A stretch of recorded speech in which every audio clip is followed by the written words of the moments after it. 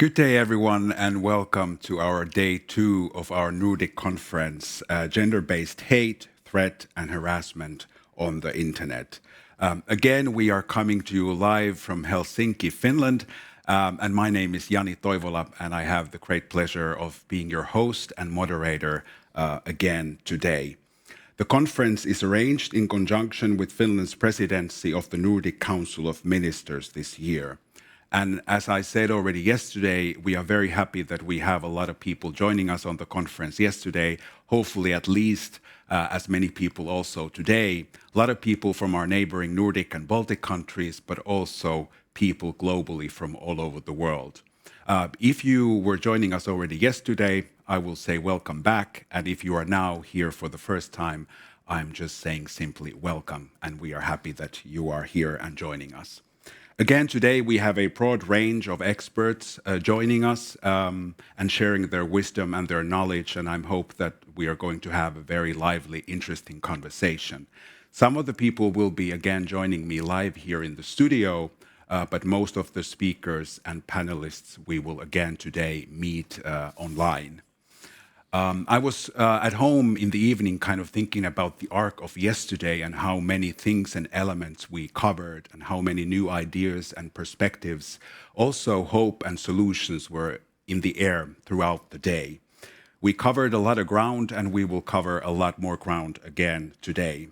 Yesterday we spoke openly about who are we talking about when we talk about gender-based harassment and hate online, and that women are targeted. We had the lens on politicians, journalists, and democracy. And in the afternoon, we opened the Angry Internet report, and we spoke about perpetrators, we spoke about prevention, children, what it means to grow as a young boy and a man. How do we talk with children about violence and sort of raising their awareness as well? And we spoke about the role of men and masculinity and what needs to change in order for things to change. Like I said, we have a full program. Before we go to the first segment of the program, I still have few practicalities for the day. Again, in the chat window, you can find links to the conference program, so you can see the whole day's program, all the speakers, and also speakers' presentations, so you can go back and see details about every speaker and panelist. You're also very welcome to join the chat room in terms of discussion. Hopefully we will have, again, a very lively discussion throughout the day. I'm also very happy to receive some questions if there's anything you want to ask from our speakers and panelists. And I will do my best to try to then include those questions in the conversation. Oh, and hashtags are, of course, always important. We want to also raise the discussion in the social media. The hashtags that we are using are hashtag Norden 2021, and the other hashtag is hashtag No Hate Norden. All the times in the program, in the schedule, times that I'm referring to are Finnish time, Helsinki time, EET. So keep that in mind as well.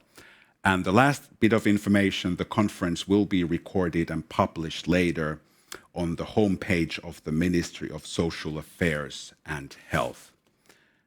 And now, dear audience, it's time for the first segment of the day's program.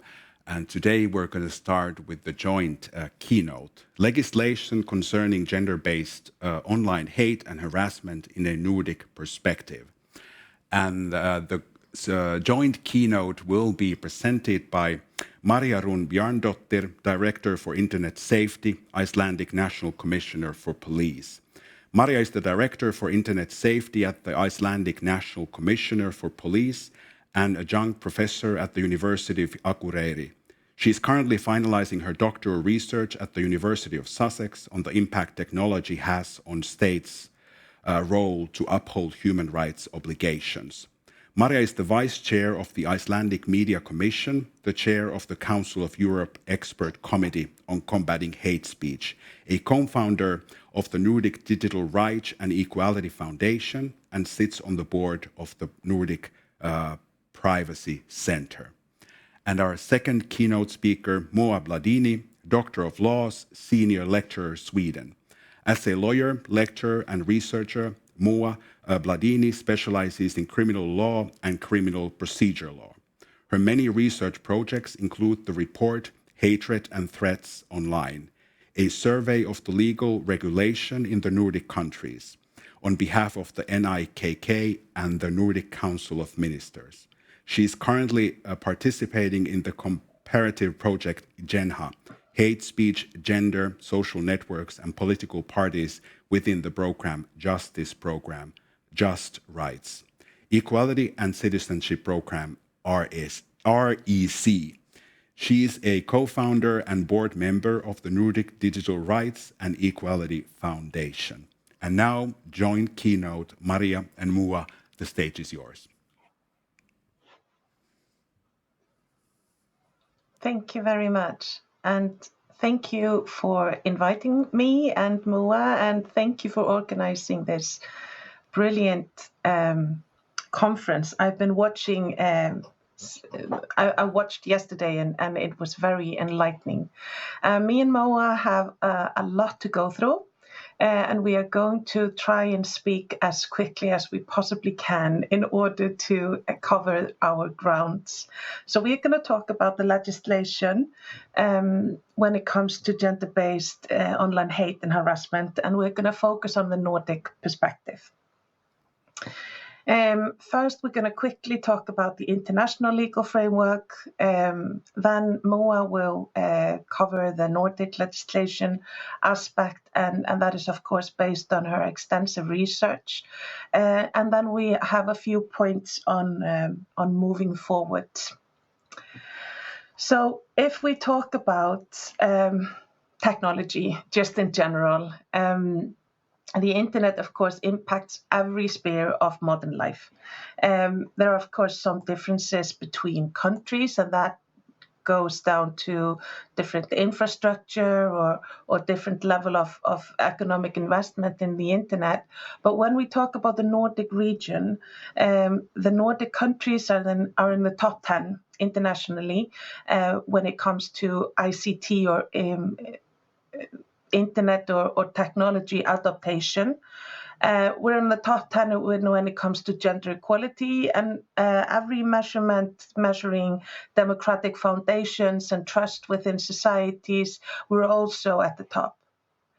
So when we think about this, we are so gender equal, we are so technology adapted, we are so democratic. Why in the world would we have the amount of hate and harassment and gender-specific harms as were discussed here yesterday? Me and Moa are going to talk about the legal framework here. So probably I'm not going to be able to answer that question, but we'll try. So when we talk about human rights, I think it's really important that we remember that there is a historical built-in deficit that is rooted in patriarchal notions. And ignoring that is not very helpful. When we think about laws, international and national, they are made by people, well, for now at least, and structural inequalities, they have to be recognized in order to be avoided. So when we think about the patriarchal notions, what patriarchy has imposed on legal frameworks, it's good to remember that it was only in the 1960s that the US Supreme Court recognized that women enjoyed separate right to privacy irrespective of their husband. And when we think about privacy, which is a central part of our of the rights that are in play when it comes to the online environment, historically, the right to privacy was the right of a man to protect his own castle. And everything that took place within that castle, that home, that was his business. So when we are talking about the legislative efforts, we need to think about the fact that there is a built-in deficit there. Under the UN human rights framework, gender-based violence, whether it is sexual harassment, threats, rape, these are all covered. So there are clear obligations under international conventions to combat gender-based violence, and this includes harassment and threats. And these, of course, are well-established behavior with known harms on both a personal and social level. But these were only recognized after very much work. When it comes to systematic injustices like sexism and misogyny, terms that are all-encompassing, due to the lack of language, the lack of normative and legal framing, we do not recognize sufficiently the harms that these cause to the full extent in both cultural and legal context. And further, it's important to remember that the lack of intersectional approach that highlights structural injustices, that kind of, when we miss the intersectional approach, we miss that structural injustices exist on many different grounds. And these grounds have been pitted against each other rather than creating synergy in responses. This slide is mainly to highlight the fact that the recognized gender-based violence actions are clearly defined, but when it comes to hate speech, the conventions are silent. It's a little bit different when we think about the Council of Europe and the standard setting that takes place within that setting. Even though none of the conventions specifically talk about gendered hate speech, there is, of course, I would say, a major effort taking place when we are thinking about standard setting. So both under the ECRI recommendation 15, gender is mentioned as a protected characteristic when we are talking about hate speech. And further, in the Council of Europe's gender equality strategy, fighting sexist hate speech as a form of violence against women was a key point. And in this context, it's difficult not to mention also the Istanbul Convention. And I think that is a very important tool for the member countries. And from my country, Iceland, for example, we have a very clear example of that convention resulting in legal amendments to address stalking against everyone, cyber stalking, but mainly that, of course, impacts women. I wanted to talk about here just before on a little more kind of practical level. So we have case law from the European Court of Human Rights that addresses hate speech. We have and specifically the online context. And this picture is to kind of highlight that the court's case law indicates that we should approach freedom of expression and the right to privacy as equals. And that we need to, because these are the rights that are at stake when we talk about online hate speech. And the balance between protecting freedom of expression and the right to privacy has to take place on an equal footing, is what we can learn from the European Convention on Human Rights. And through case law, specifically Delphi versus Estonia MTE versus Hungary and the decision in the case Phil versus Sweden, the court has developed these proportionality assessment of whether or not the interference with the right to free expression, which is limiting the rights to express an opinion or express hate speech, for example, online. There are certain points that the assessment has to go through in order to meet the conditions of the correct balance being stricken. And of course, when it comes to online hate speech, the core issue, of course, is that the person who utters it is responsible for it. But these cases all revolve around whether or not the platform in question can be held accountable for something that a user of the platform said or did on the platform. And well, we don't have to go into the findings maybe specifically, but the core issue here is the context of the comments, the measures applied by the company in order to prevent or remove defamatory comments, the liability of the actual authors of the comment as an alternative to the intermediary's liability, and the intermediary here is the platform, and then the consequences of the domestic proceedings for the court. So in assessing whether or not the interference with freedom of expression in the interest of right to privacy is appropriate, these are the points that have to be considered. Now, in the case of Høines versus Norway from 2019, the court found that there was no interference, there was no violation of the right to privacy. And in this case, a Norwegian woman had been discussed in online media platforms. And in the commenting sections, there were some comments that she felt amounted to hate speech and wanted the platform to be held responsible.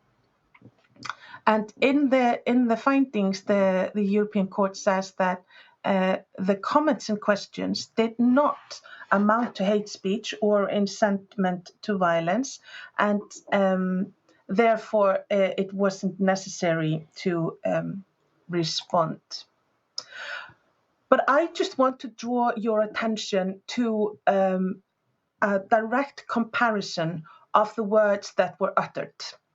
So here on, I think it's on your left, what's on a black background are the words that were said in the commenting section in the Høines case, and what's on a white background is what was said in the Delphi case, which was found to amount to hate speech and could cause the platform in question to be held liable. And I think when we look at the wording, we look at the context, and we look at what they are aimed at, if we think about the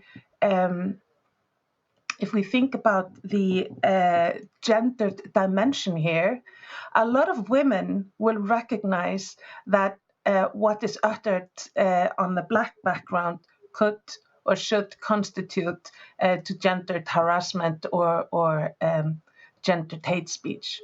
But the court did not think so.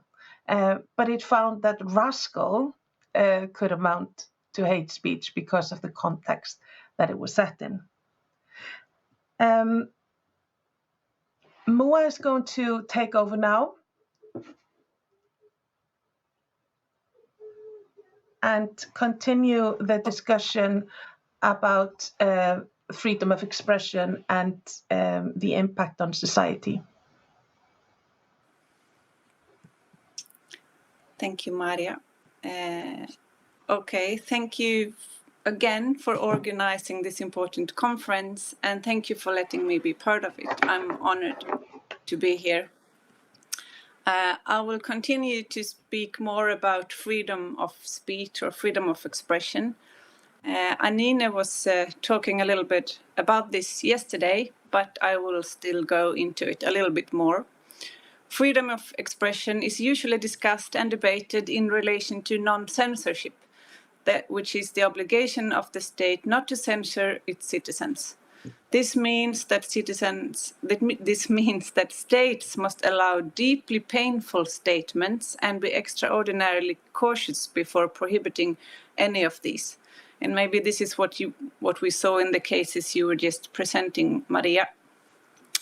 But if freedom of expression is interpreted only as an obligation of the state not to restrict it, the result will be that it is impossible to do anything about the silencing of certain voices. So, if we instead regard freedom of expression as a freedom for everyone that must be guaranteed by the state, then measures that ensure that no one can silence another person will not be regarded as a demarcation but an extension of freedom of expression. So another aspect at the core of freedom of expression, not noted as often in discussions on the subject, but of deeply or highly importance in the context of sexist and misogynist online abuse, is therefore that states have a duty to guarantee a diversity of voices. This is what Anine mentioned yesterday too. And the diversity of voices is a crucial part of free speech as it represents contradictory ideas in public debate. Different ideas and perspectives are necessary for knowledge and hence democracy, as public debate is closely linked to the political process. And freedom of expression has been crucial in the political process and of special importance to groups that historically have had lesser influence in society, although the interest in a diversity of voices is on behalf of not only those who speak, but also to the audience and the availability of diverse public speak. So, having said this on the freedom of speech, I will go into the demarcations of this freedom of speech by criminal law, the use of criminal law. So, within the Nordic region, we're known for our leadership in terms of gender equality and democratic values, and being on the top of the list of most connected countries in the world, it's important to scrutinize how we address gender-based online abuse. And I will say something about how this is done from a criminal law perspective. So some years ago, as you heard, I wrote the report Hate and Threats on the Internet, the legal regulation in the Nordic countries from a gender perspective. This report is then the starting point for this part of the presentation, with some adjustments due to legal amendments and changes made since 2017 when this report was published. As the law is addressing societal problem as gender neutral, as Eva mentioned yesterday and Maria mentioned today, I also had to look into the various forms of hate, threat and harassment that target women online to be able to identify the criminal regulation and the lacunas. So as part of this work, I identified three categories of online abuse against women and girls. So I have hate as one category, and as we do have a specific regulation on hate crimes that was suitable, then I have threats as another category, and as unlawful threats is also a specific crime. And then I had a third category, which I called harassments, with a few subcategories within it. Where sexual harassment was pointed out as one, as this is a very common way of targeting women and girls online. But also harassments that are repeated or ongoing for some time was a specific subcategory of harassments. And then a third form that I called other forms of harassments. So that was all other kind of harassments that are illegal. So we should also have in mind that many of the harassments or abuse online are falling outside the criminal legislation. So I will not go into any details or describe the legal framing, but I will show you the different categories and a view of how the different Nordic countries have regulated it. Okay, so the first one is the legal protection against hate crimes. Hate speech is not a legal term, but it might be used as a summary concept to deal with the regulation of crimes committed towards someone on the basis of the person's skin color, ethnicity, sexuality, and so forth. So hate crime is criminalized in the Nordic countries on two different levels. One is a specific crime. I call it hate speech here. In Swedish and Finnish law, that would be hets mot folkgrupp. In Danish law, that would be diskriminering. And in Norway, that would be hatfulle ytringer. Or it could also be a ground to raise the penal value of a regular or another kind of crime, meaning that the crime committed by reasons of hate might lead to a harder punishment. So that's the two levels of criminalizing hate crimes. And you have two lists here. One is to the left for you, is the International Regulation on Discrimination. And the other list is a comment on the criminal legal protection in the Nordic countries of the same grounds of protection. So what is most interesting here is gender, I would say, gender identity, and perhaps I would like to address the question of political and other opinion as well. So Finland recently presented a bill suggesting that gender should be part of the hate crime regulation as part of the latter kind of legislation, giving the court a possibility to decide on a more severe sentence then due to the motive of the crime, if the motive then is based on gender. So that's a new, the only country in the Nordic countries that would include gender in the hate crime legislation. Well done, Finland, I would say. And I would also address the question on including political or other opinion as well in the hate crime legislation due to the investigation on anti-gender hate speech in this European project mentioned earlier, as we can see a massive attack on feminism and gender equality as a part of political strategy going on right now. So I don't know, it's a complicated question, but it's a question to take note on. Okay, so I will go on. The legal protection against threats. There are a few kinds of threats that are criminalized in the Nordic countries. It could be threats on life and health, but also on, for example, spreading privacy impairing images. So there is a rather new regulation in Sweden covering this problem. The Norwegian and Icelandic criminal law also offers protection. In Denmark, there is such a possibility, but the Danish regulation are not adjusted to on an online context, but is using old legislation and applying it when it's possible. Concerning Finland, there is also a regulation targeting, for example, this threatening of spreading privacy images. And in 2017, there was concerns about the implementation of the regulation. And I'm not sure whether this is a better situation as of today. Okay, so another kind of harassment online is repeated violations online. And you should note that this concerns repeated actions from the same perpetrator, and this is important, I think. So in Finnish and Norwegian law, there is a strong protection for repeated violations, also when the violation seems to be not so serious or even as an abuse at first sight. So but I would also, because this question was addressed yesterday as well. Thoris Elwa and Anine was discussing this less serious acts at first sight, and that has to be understood in context.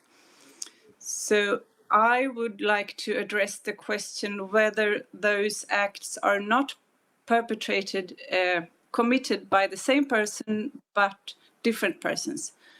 So let's suggest that someone wants to send me virtual flowers and send me some virtual flowers. Then he starts a page online where he writes, if someone wants to send Moa flowers, here is her email address. Then another person writes, this is her date of birth in case anyone wants to celebrate her. Then a third person comes in and writes down my home address in case someone wants to surprise me with an unannounced visit at home. This could be read and written in a friendly way, but it could also be extremely threatening and as part of what is often called doxing. And this is different persons that collect and make official private information about someone as part of a collective act. And as a whole, it's a very serious form of online abuse, which could also lead to physical abuse. And this is then, if you just look at every act individually, they're seemingly friendly or not problematic and could then be very hard to recognize by each and every one of us, by the artificial intelligence on social media platforms, and by the legal system. So especially if there are many people involved, and this is a challenge, I would say, for all of us, but also from a criminal law perspective. That needs to be handled in some way. Okay, so the legal protection against sexual violence of people's integrity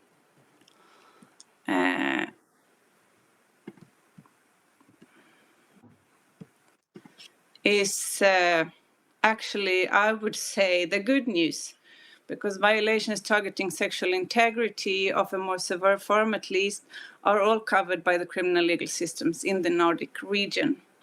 One thing that I would like to address, though, and I will come back to in the end, is that online abuse targeting women are framed in various ways in the legal system and in the policy making. So when it comes to criminal law, for example, some are addressed as sexual crimes in Swedish criminal law, for example. Others are part of defamation. A third part is recognized as threats and so forth. And when it comes to policy making, it could be framed as a democracy problem or as part of men's violence against women, or it could be framed as internet safety. And it's very often dealt with in the periphery, kind of.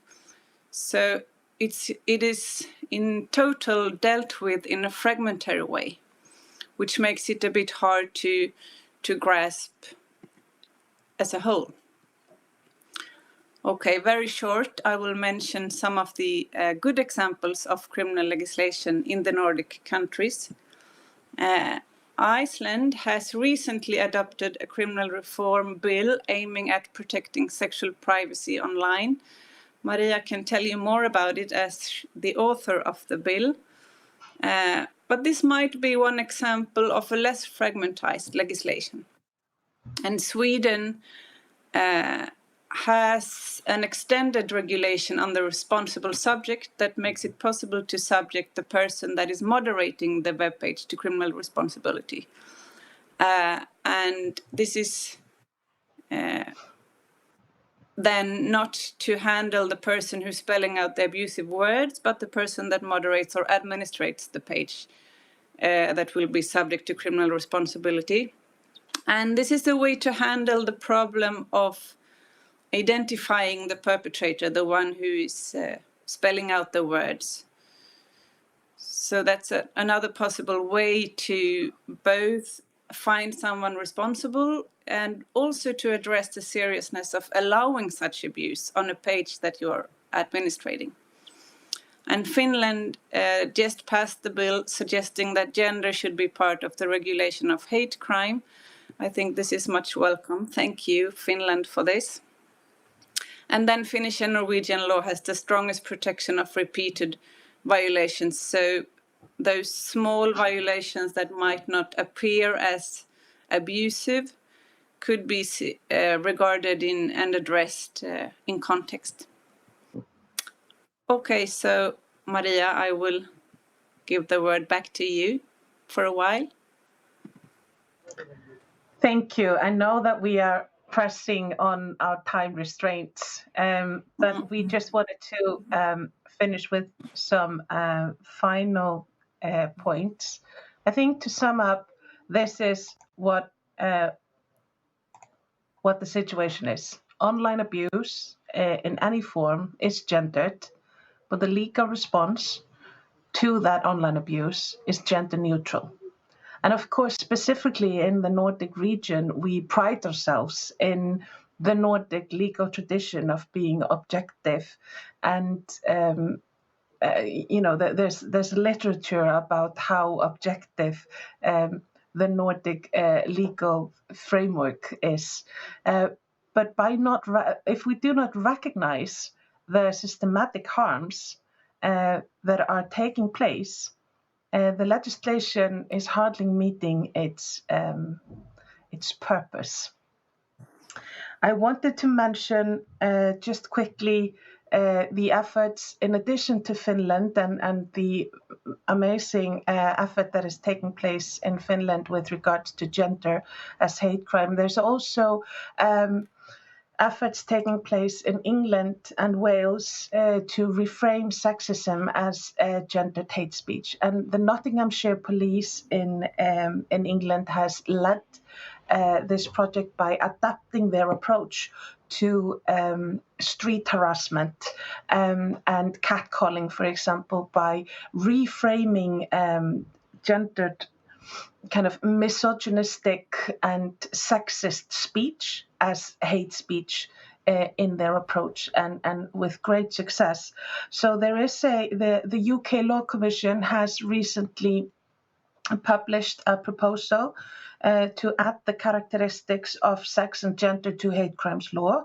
But what I found very interesting is that in their findings, they note that further thought is needed in relation to the implications of criminalizing gendered hate speech in the context of sexual offenses and domestic abuse.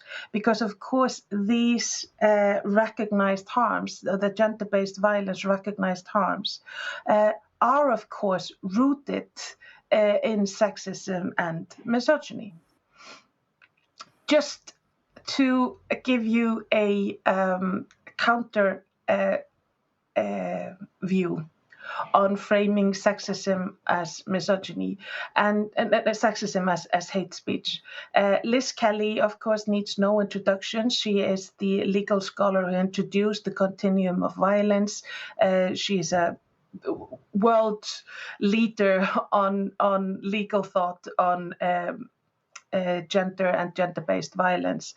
And she is not sure that framing misogyny as hate speech is the right way to go forward. She is worried that by that we are aiming too high and that we miss the mark, and that we rather should attack it as on a different level.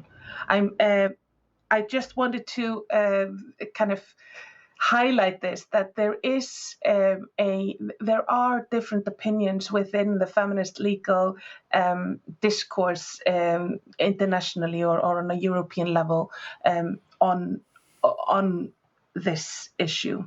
And Moa is then going to summarize and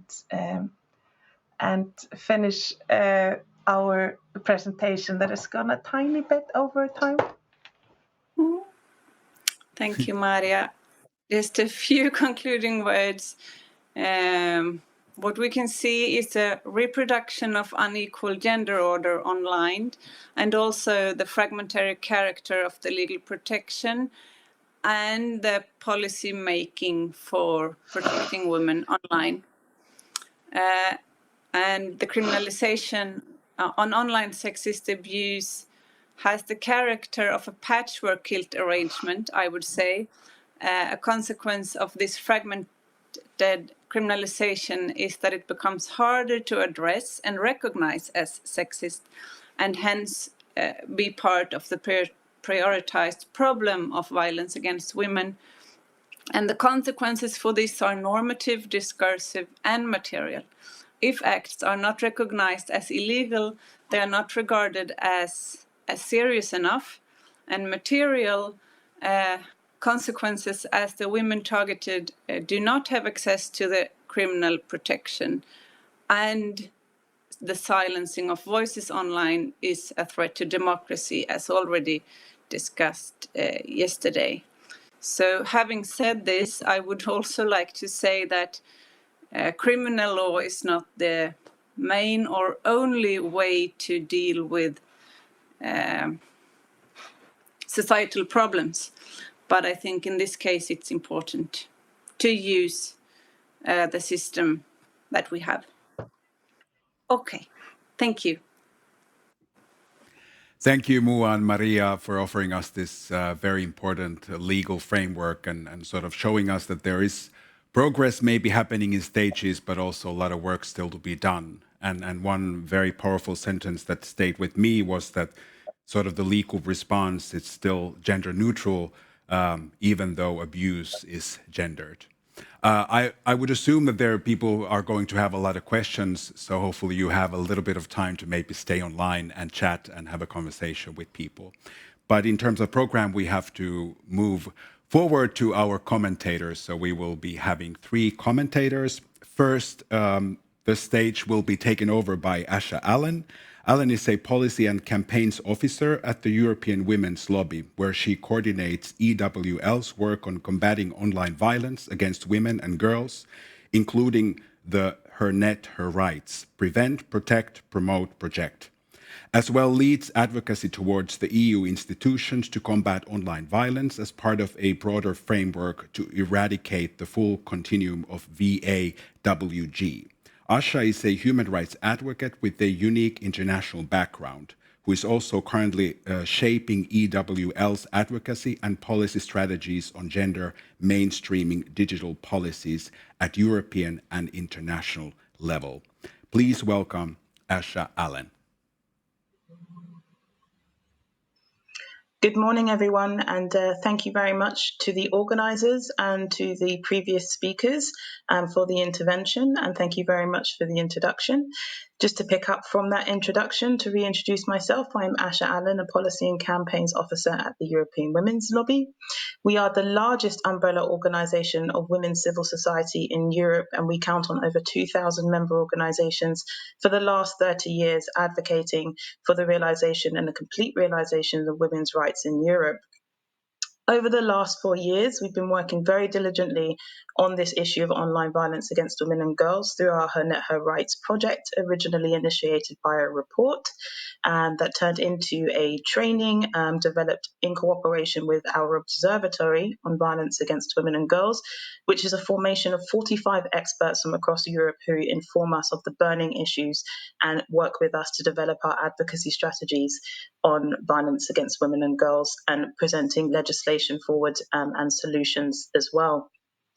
Now, I'm sure many of the previous speakers and the speakers from yesterday gave quite a complete and holistic context on the reality of violence against women online, but to bring a European perspective to this and to contribute to the discussions, I just want to really take a moment to really reiterate the reality here. And the reality is that women are 27 times more likely to be harassed online.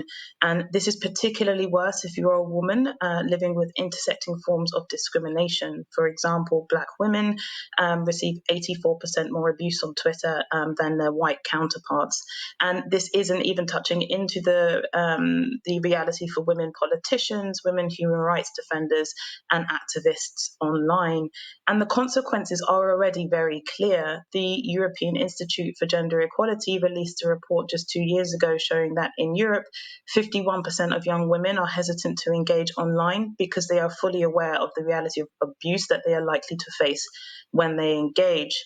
But to pick up on the point of the previous speakers, for EWL and for many women's civil society organizations, it's very clear that online violence is part of the continuum of violence against women and girls. So we're not just talking about the very specific forms that take place online, such as image-based sexual abuse or doxing or sexist hate speech, but we're talking about the use of digital tools in the perpetration of all forms of violence against women.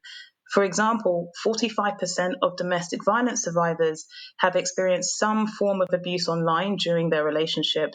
And 70% of women victims of cyber stalking have also experienced at least one form of physical or sexual violence from an intimate partner. So for us, there isn't a line or a distinction between online and offline violence. It is fully part of the continuum, and the blurring means that we need to recognize this through a very holistic perspective. It's very clear that digital spaces present a new or more complex way to perpetrate all forms of violence against women, and this includes sexual exploitation. So we fully agree on the discussions that we're having here today in the need for legislation, which is actually founded upon an agreed legal definition of online violence, which currently doesn't exist or is not holistically adopted across Europe. Now, the current state of play in Europe at member state level is that we are pleased to see some countries like those that we have talked about today and yesterday introducing laws on online violence. As recently as last year, Belgium introduced a law on the publication, criminalizing the publication of intimate photos without consent. Similarly, France introduced articles into its criminal code on the same topic, as did Italy, with law number 69 into its criminal code a couple of years ago. But I'm going to be supporting the messages that we just heard from our presenters just a few moments ago, that these legislations, unfortunately, do not go far enough and do not adopt the perspective that is needed. Unfortunately, in Europe, legislative initiatives are not being introduced in all member states, and if they are gender neutral, which means that women in Europe do not experience equal levels of protection. Some of these legislations also only focus on specific forms of violence online rather than adopt that holistic perspective. And they vary in their application, in their recognition of online violence as a gendered issue. And without this perspective, we are not getting to the root causes of online violence against women and the full continuum of violence against women and girls. Similarly, in Europe, we are disappointed with the progress that has moved forward. As you may know, the European Union signed the Istanbul Convention, the Council of Europe Istanbul Convention to prevent and combat violence against women and domestic violence in 2017. Unfortunately, however, the accession process has significantly stalled, and so Europe does not currently have a framework to prevent and combat violence against women in all its forms. Similarly, initiatives, non-legislative initiatives to combat sexist hate speech, for example, and hate speech more broadly, has not adopted the gender perspective. In 2016, the European Commission introduced a code of conduct signed by several large platforms to combat hate speech on their platforms. But this code of conduct did not recognize sexist hate speech. It didn't mention women and it didn't mention sexist hate speech. And considering that we know how gendered the reality is online when it comes to hate speech, this was a grave misstep, and we hope to see significant improvements. The European Commission has recently presented its first draft of its Digital Services Act proposal, which is also very relevant towards these discussions as a far-reaching proposal to define internet regulation. It is a first step in a long EU legislative process, and we're pleased to see that there are provisions on tackling systemic risks and more transparency for platforms. But there is certainly room for improvements to address the gendered reality of online violence and to ensure a multi-stakeholder approach in preventing online violence rather than just reacting to online violence and the provisions to come after the fact. What it makes clear to us and to those of us, I believe, speaking here today is that there is a distinct lack of a harmonized framework across Europe, between member states, within member states, and there is a desperate need to address this urgently. The European Union has a legal obligation under its treaties and under the Charter of Fundamental Rights to ensure the equality between women and men and non-discrimination in all its activities, and this means both online and offline. For the European Women's Lobby, we have some very concrete recommendations on what we can see as opportunities to move forward to address this, and I'll outline those for you today. We believe that the European Commission must adopt a robust EU regulatory framework that is grounded in a comprehensive directive on preventing and combating violence against women and girls in all its forms, and recognises the continuum of violence, and that is built on an intersectional feminist approach. Online violence must be included in this directive as a framework concept, and it must include provisions for the criminalisation of specific forms of online violence. Now, this includes, but is not limited to, doxing, image-based sexual abuse, sextortion, trolling, hate speech, and online stalking or sexual harassment.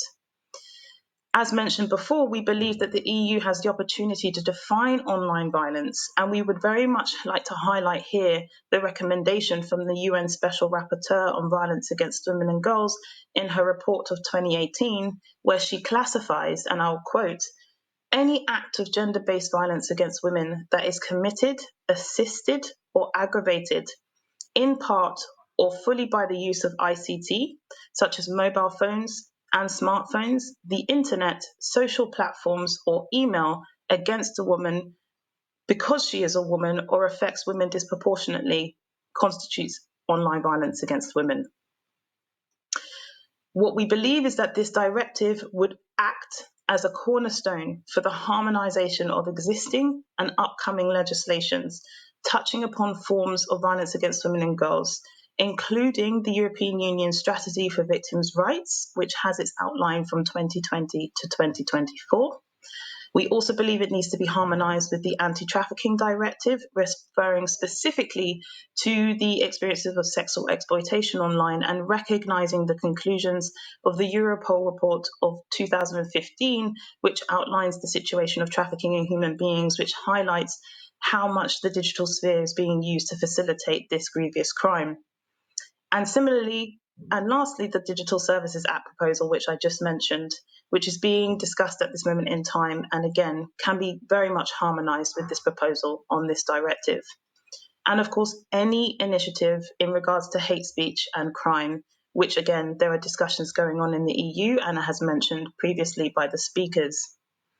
So I don't want to take up too much time. I know that there's going to be discussion, and I'd love to hear from the other panelists. So I would just like to conclude by saying the opportunity to ensure that a European approach to a digital environment based on fundamental rights and trust, and a Europe that is free from violence against women is inclusive of women, which are 52% of the European population. And that opportunity is here and now. We can move beyond the discussions and now start implementing solutions. All women and girls have the right to live their lives free from all forms of violence and to have their psychological bandwidth protected. Thank you very much. Thank you, Asha Allen, for offering us this very strong European perspective. Our second commentator is Aura Salla. As head of EU affairs, Aura oversees Facebook's engagement on EU policies with the European institutions and member states. Before joining Facebook, Aura worked in the EC as a foreign policy and communications advisor in the European Political Strategy Center, in-house think tank to President Jean-Claude Juncker. Previously, she served as a member of cabinet of Jyrki Katainen, European Commission Vice President responsible for jobs, growth, investment, and competitiveness. Please welcome Aura Salla. thank you for inviting us to this very timely and important event. On behalf of our company, let me start by saying that while we allow people to discuss controversial topics, we have zero tolerance against hate speech, sexist hate speech, and harassment, and our policies reflect this. Unfortunately, that does not mean that zero occurrence on our platforms. Are the mirror of society. With more than 3 billion people using our apps every month, everything that is good, that is bad, that is ugly in our societies will find expression on our platforms. The aim of our hate speech policy is to protect against attacks on people based on things like gender, race, ethnicity, religion, and national origin. Our community standards strictly prohibit violent and dehumanizing speech, statements on inferiority, expressions of contempt and disgust, and efforts to exclude or segregate. Let me emphasize one important thing. We fully acknowledge that we have a huge responsibility to keep people on our platforms safe. And dealing with hate speech is one of the most complex and important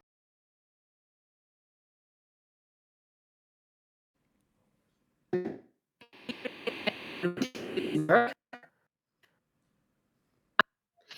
We don't want the platform to be used to create an environment of intimidation or exclusion. And we work on this every day. Our policies and new trends to stay ahead of linguistic and cultural changes in language, including with academics, experts, and groups who help us trends in hate. Improve our to better and faster detect and remove hate speech. We develop tools to give users control of their experience on our family of apps. We know we cannot prevent or catch everything, which is why we offer tools to help people control their experience. For example, you can block and report people and moderate comments on posts. On April 21st this year, we announced and launched a new tool called Hidden Words on Instagram, for example. This tool allows people to set manual filters on their direct messages, message requests, which means these message requests containing terms they find offensive will be automatically filtered into a separate folder that they never have to see. We recognize that some online and offline behaviors disproportionately impact women. So we take comprehensive approach to making our platforms safer for women around the world to help and harassment. We take this issue very seriously. And like new colleague, Cindy Southworth, that many of you all already know as our global head of women's safety. We'll be launching Women's Safety Hub inside our Facebook Safety Center this month.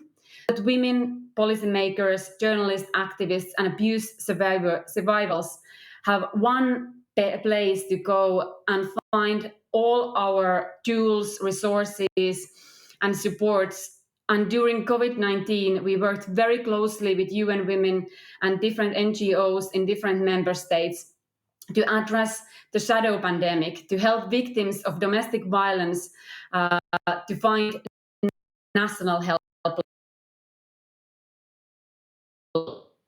in the COVID hub on our platform.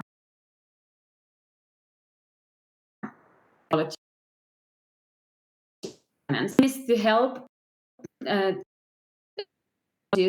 to help us detect violent behavior, and in developing these tools will help people encounter harassment and control their experience on our platforms. These tools from privacy features to block and content and messages you don't want to see platforms.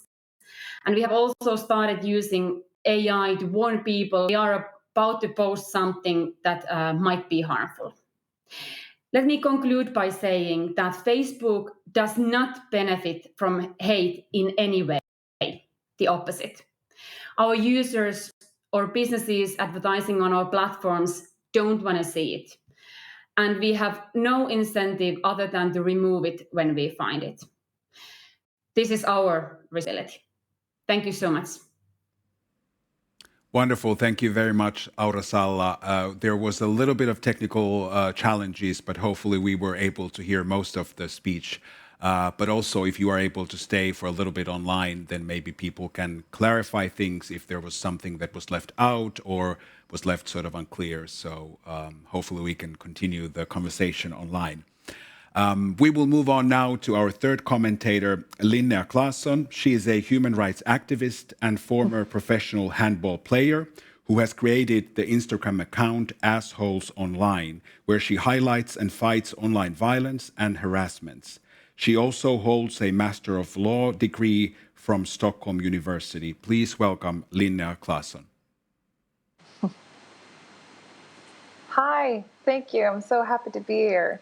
And I'm really happy about the analyze and everything you said, both Maria and Moa.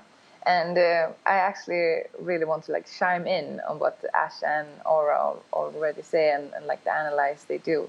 But to add on that, I'm thinking that, well, I became a lawyer because I wanted to know the law, but actually mostly because I'm an activist.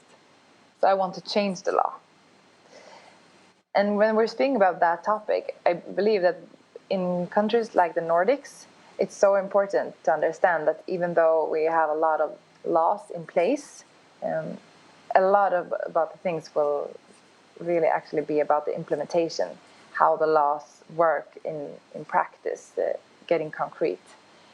Because even though we have a lot of laws in Sweden, it actually doesn't really work if you want to report something, if you're in an extreme situation. Because as we know, public speakers, if you're a woman, is much more dangerous when it comes to online threats and violence.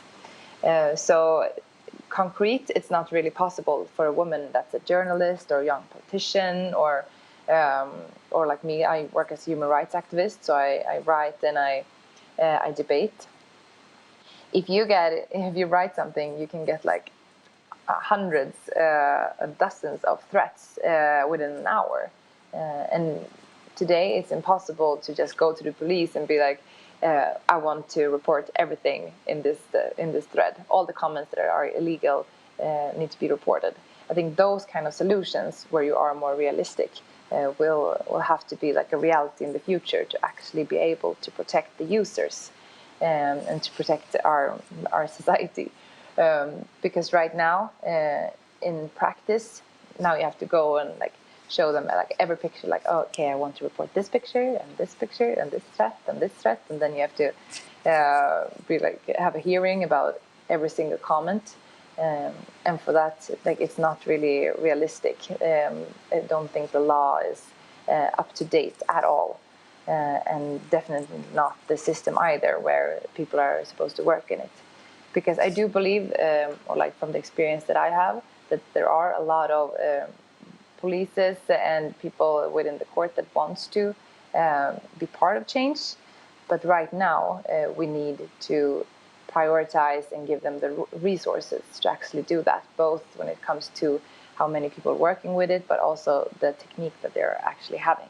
Because right now, maybe if I get a dick picture and someone telling me, because of the writing I do, that I'm a whore that should die and they're gonna murder me, one of those.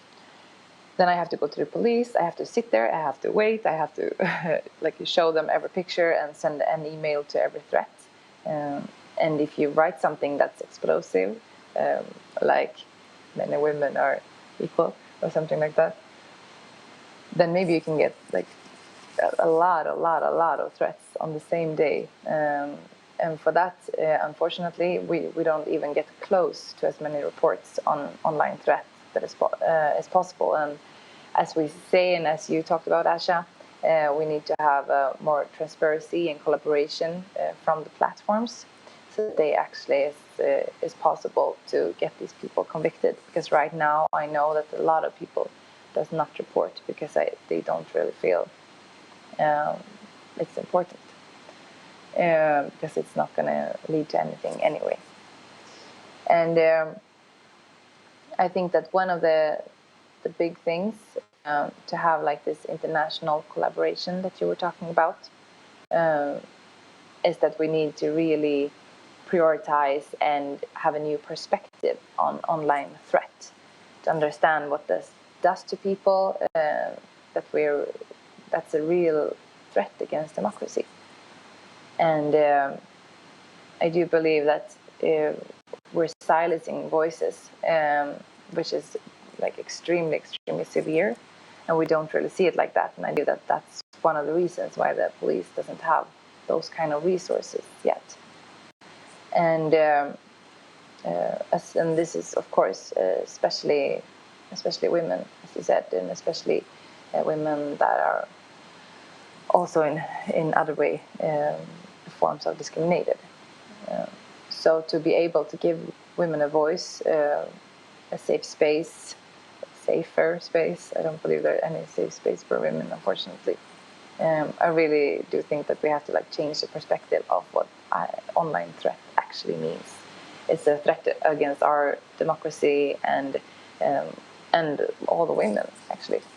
And I do believe that it's very, very important to see it like that, to be able to change the laws and actually use the laws that are already there. I think that's the most important thing that I see right now. Change the perspective of how severe this problem actually is. Yeah, thank you. Wonderful. Thank you, Linnea Clarsson, from your perspective as well. And thank you for also putting yourself out there personally and through your own sort of story and how it is to be an activist for you and what it means in terms of the structures and what kind of things are people exposed to. Thank you very much. Thank you also to one more time to our keynote speakers, all of our commentators. Unfortunately, we are running out of time, so I won't be able to offer you questions here. But if our speakers have time, I noticed that there were a few sort of targeted questions for you. So if you have time, I would greatly appreciate if you have time to answer those few questions in the chat box. We are a little bit behind with the schedule, but we're still going to have our 15-minute break now, so we can all take a little moment, and then we will come back and continue with the program. So the actual time that we're going to continue is 11:25 Finnish time. So we are 10 minutes behind in terms of the original schedule. So we'll be back here 11:25 Finnish time. Thank you.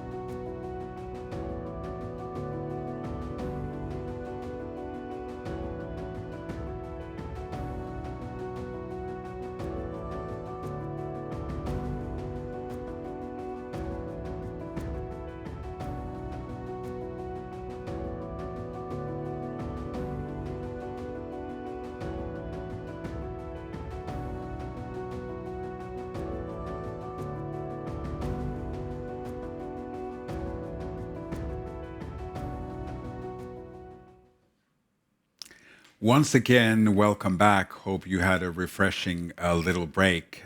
Or if you are just now joining us, welcome to the conference as well. Quick reminder of our hashtags that you can use in social media while continuing the conversation. It's hashtag Norden 2021, and the other one is hashtag No to Hate Norden. In our next segment, we're going to talk about AI with the title Piloting the Use of AI in Monitoring Online Hate. Our speaker, Laura Kettunen, is a doctoral researcher from Helsinki University in Finland. Laura is a doctoral student with a background in news journalism. Her research interests are crisis journalism, media cybersecurity, disinformation, and news literacy education. Please welcome Laura Kettunen. Okay, hello everyone. Yes, my name is Laura Kettunen, and I'm going to tell you about our project called Utilization of AI in Monitoring Hate Speech.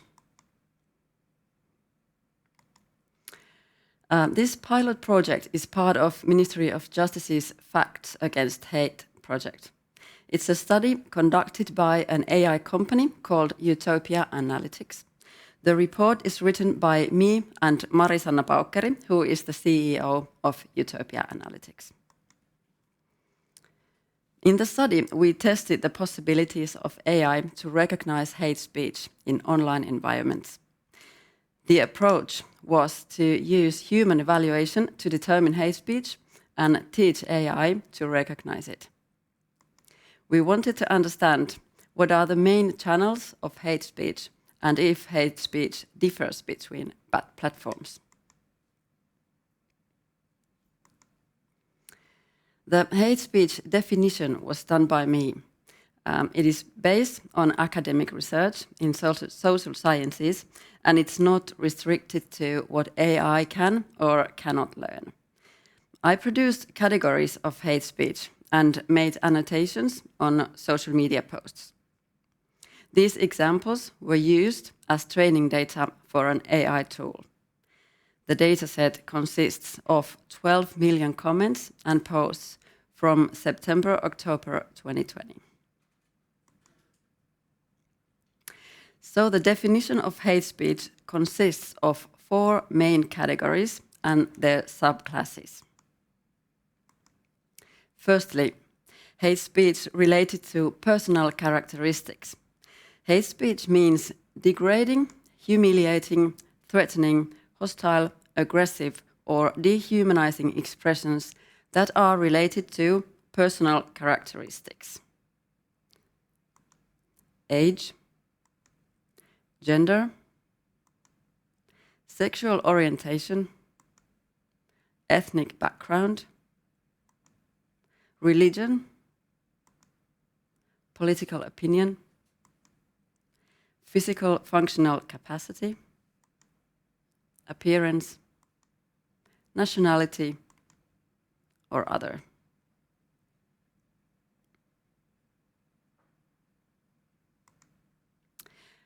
The second class is stigmatizing or generalizing a group. Again, degrading, humiliating, threatening, hostile, aggressive, or dehumanizing expressions that stigmatize or generalize a group based on their age, etc. The subcategories are the same in this class.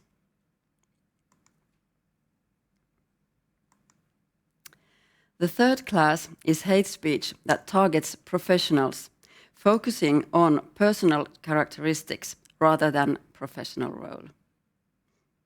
And the subcategories here are politicians and decision makers,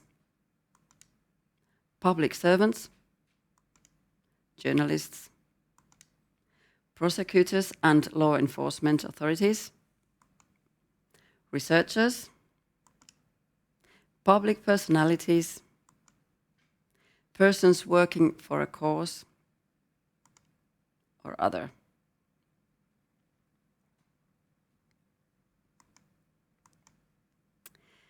Fourth class is for other abusive expressions which, based on their perceived intention or context, can be interpreted as being one of the above or inciting or persuading others to take discriminatory action for or use violence against an individual or a group of persons, or considering such actions acceptable. Some notions on the annotations. First, I want to say here that I apologize for the language. I'm going to show you some authentic examples. I won't repeat them, but I think it's important that we all see them.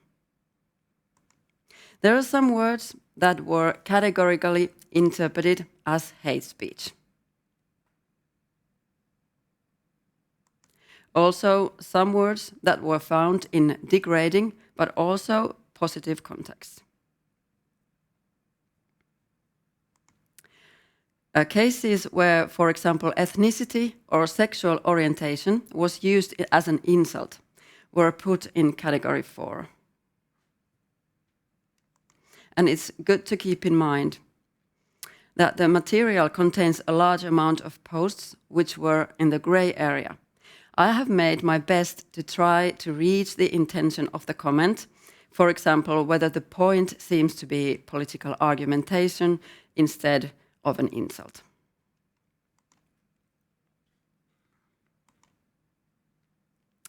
So the arenas of hate speech in Finland seem to be this discussion forum called Ylilauta and Twitter.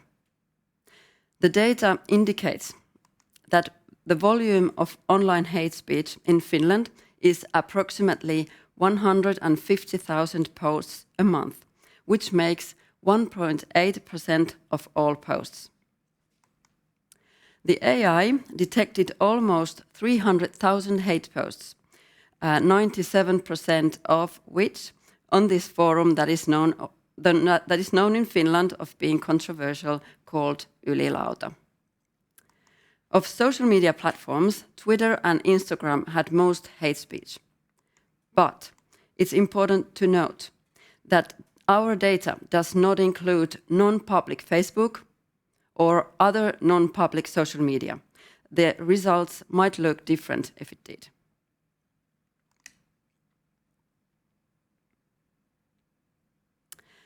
We found that a retweet is a common form of hate speech posts. The number of retweets correlates with high number of hate speech posts. And this indicates that volume of hate speech tweets can be strongly amplified by retweeting. Division into categories. Discrimination on individual characteristics makes 4% of our AI-detected hate speech. Stigmatizing or generalizing a group made 62% of the hate speech in the study. Targeting professional group made 2% of the hate speech. And other abusive comments, 32% of all AI-detected hate speech. Here's what hate speech looked on our timeline. We didn't find a connection between happenings like gay pride and the amounts of online hate speech. Instead, we found two spikes, which both seemed to be connected to ethnic themes. The first one was after there was a terroristic killing of a teacher in Paris, and the second one is for the large part just one tweet with a volume of retweets. Themes and vocabulary. Most common word in AI-detected hate speech in this project was Muslim. Second most common was Islam. The rest of it I'll show you here, but I will not repeat.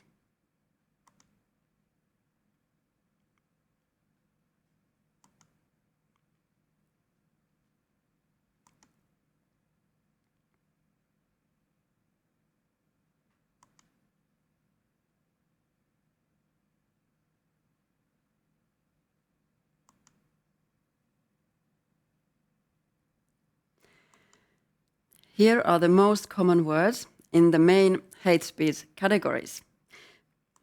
Personal characteristics, stigmatization of a group, professional group, and other abusive comments.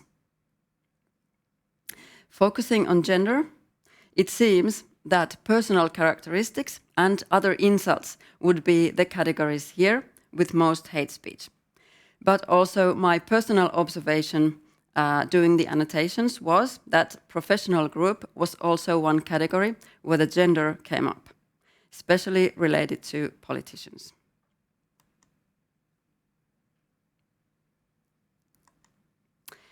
The list of most common words in hate speech on different platforms looks like this. So Twitter, ethnic, Instagram, gender and sexuality, and discussion forums, seemingly both. And still, I'd like to note that Facebook, non-public Facebook, is missing here.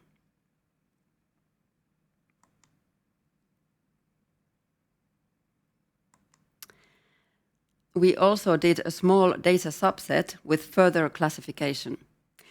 You can see the number of posts and percentage. Gender and sexual orientation combined make 47% of hate speech of this subset.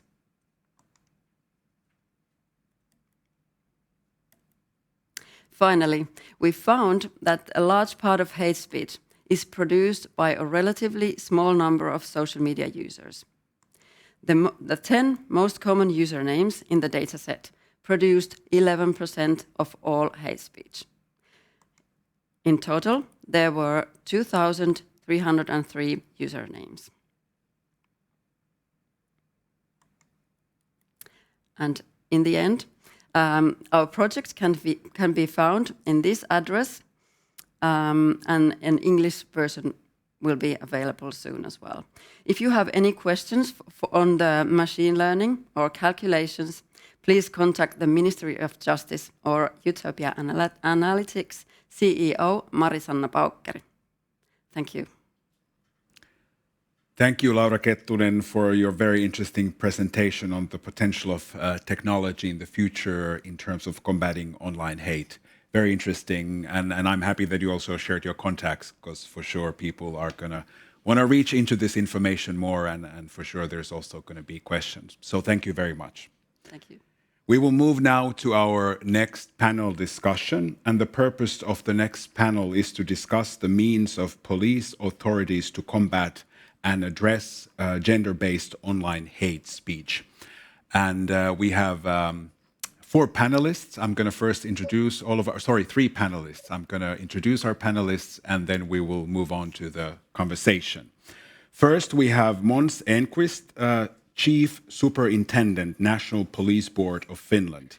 He has been working as a police officer since 1982. Besides police training, he possesses a master's degree in criminal justice from Portsmouth University and a doctor's degree in law from Zagreb University. He works in the Finnish National Police Board with planning, directing, developing and supervising police operations and the related support function. His area of expertise includes hate crimes and trafficking in human beings, as well as human rights issues. Welcome, Måns Enquist. Next, we have Dai Gunnarsson, Detective Chief Inspector, Metropolitan Police from Iceland. He is the head of the Cyber Investigations Unit in Reykjavik Metropolitan Police. Gunnarsson has an MSc in Forensic Computing and Cybercrime Investigations from UCD, and he teaches a cybercrime investigation course at the University of Akureyri. Welcome, Dai Gunnarsson. And third participant, Paul Tore Haga, Police Chief Superintendent, Western Police District from Norway. Paul Tore Haga holds the position as the head of Western Police District's educational and overall prevention work against radicalization and violent extremism. He is also an expert on hate crimes, including work towards the vulnerable groups, given specific rights within the penal code. One more time, welcome to all of our panelists. And let's get the conversation going right away. And hopefully also interact with each other, because for sure you also have different practices and different kind of knowledge and perspective. And I think it's very interesting to also have that dialogue sort of going on between all of you in different countries. My first question, how do the police see the phenomenon of online hate and harassment overall? Whoever wants to go first. We can cover first, start from somewhere, and then we can start building from there. But sort of... Okay, I can start commenting. Wonderful. Yes, thank you.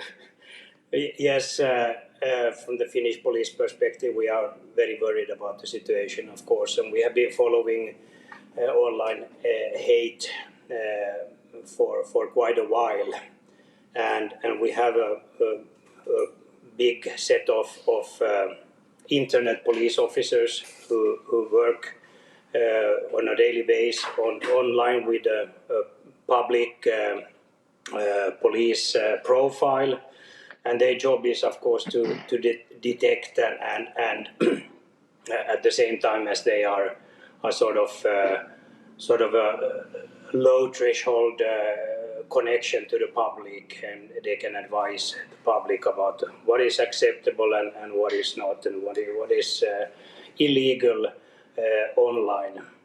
Of course, our cyber unit also monitor internet all the time. The police is also actively taking part in all the cross-professional working groups, trying to find sort of solutions how to tackle the problem.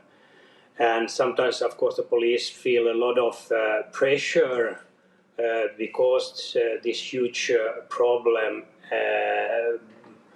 often it's sort of, I have the feeling that it's thrown on us, and people think that we are not doing enough to tackle the problem.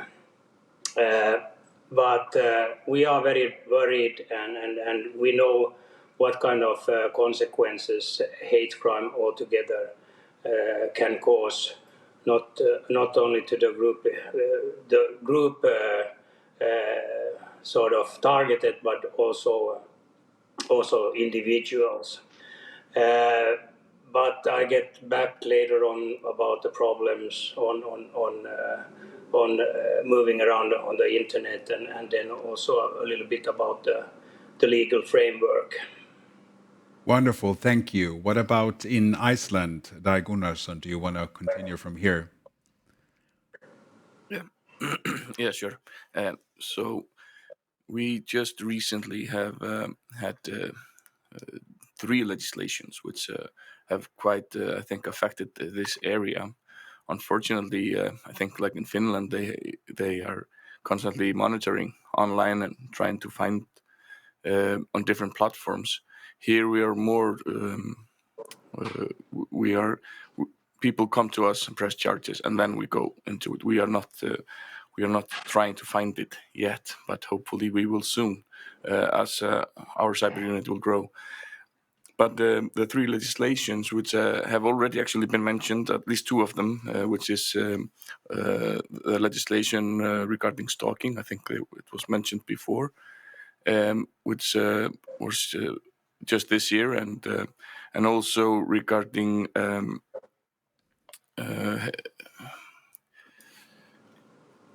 trying to find the word for it. The distribution of materials online, also where fakes are now illegal. So that's quite a big step for us, I think, and hopefully we can attack that from now on. And also we have a new legislation on the .is domains, where the police actually can now take over domains. So hopefully when we see bad domains in Iceland, which have to do with some sort of hate speech, we can actually combat that much better and faster, I hope. Wonderful, thank you. And then we can go to Norway. Thank you. I would first like to say that in Norway we also have a national cyber center in the national Kripos in Norway, the National Crime Center, and each police district also have their own net patrols, so to say. They are not monitoring the National Crime Center. They are monitoring, and they send us information when they experience or they receive tip regarding hate speech. In my police district, we have the last 2 years tried to bring knowledge out to the people who are in the vulnerable groups regarding the legislation about what is a hate crime. Because we know that there are a lot of unreporting when it comes to hate crime of several by several causes, and we need to get the reporting rate up. And hate crime, what can engage a police officer more than that? People are being put to crime because they are who they are. The American poet Maya Angelou said that people will forget what you said, people will forget what you did, but people will never forget how you made them feel. When I say that, I mean that it's very important for the police to meet the public in the best possible way, to give them the best possible knowledge. We can't promise the public everything, that we will solve every case, but how we meet people, whether it's online or in the public, that is so crucial when it comes to trust, that the public will trust the police so that they come to us with the crimes they have been put out to, and so that we can take it further into the investigation.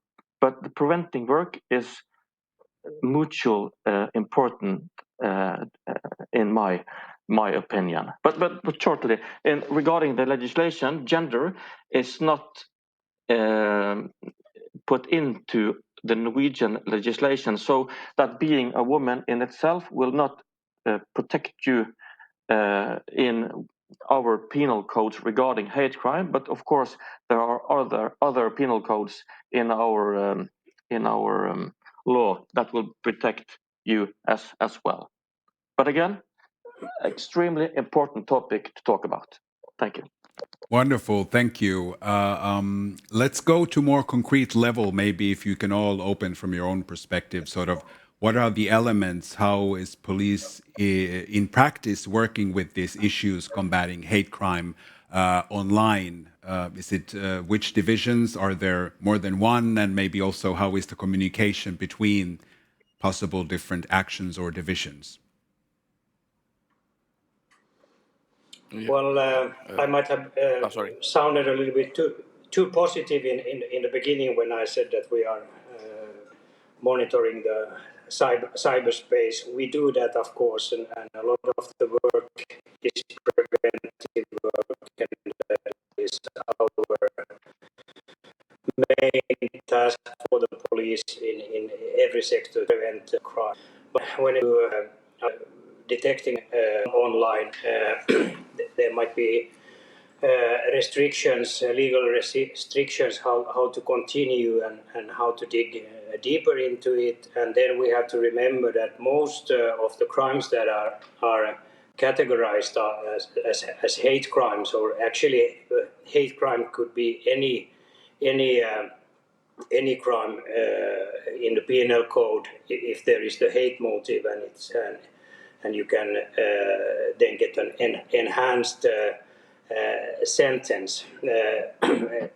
Gender is not one of those protected categories.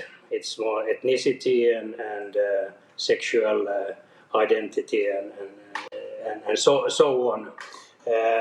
We have a proposal now in the Parliament that gender will be also added there, and we expect the new law to be in next autumn at some point. And of course we will instruct the police and train the police to take that gender perspective there as well. I was a little bit laughing yesterday when I was following the seminar, and Eva Biaudet said that our legislation is gender neutral. Well, and she was she doubted that and said that there is more maybe a male perspective there, but in this case, when they are now adding the gender perspective into the legislation, and the legislation have to be neutral, so hate against men, if there is such a motive, is also taken under consideration. But when you look at the proposal, you can see that it is actually aimed to protect women.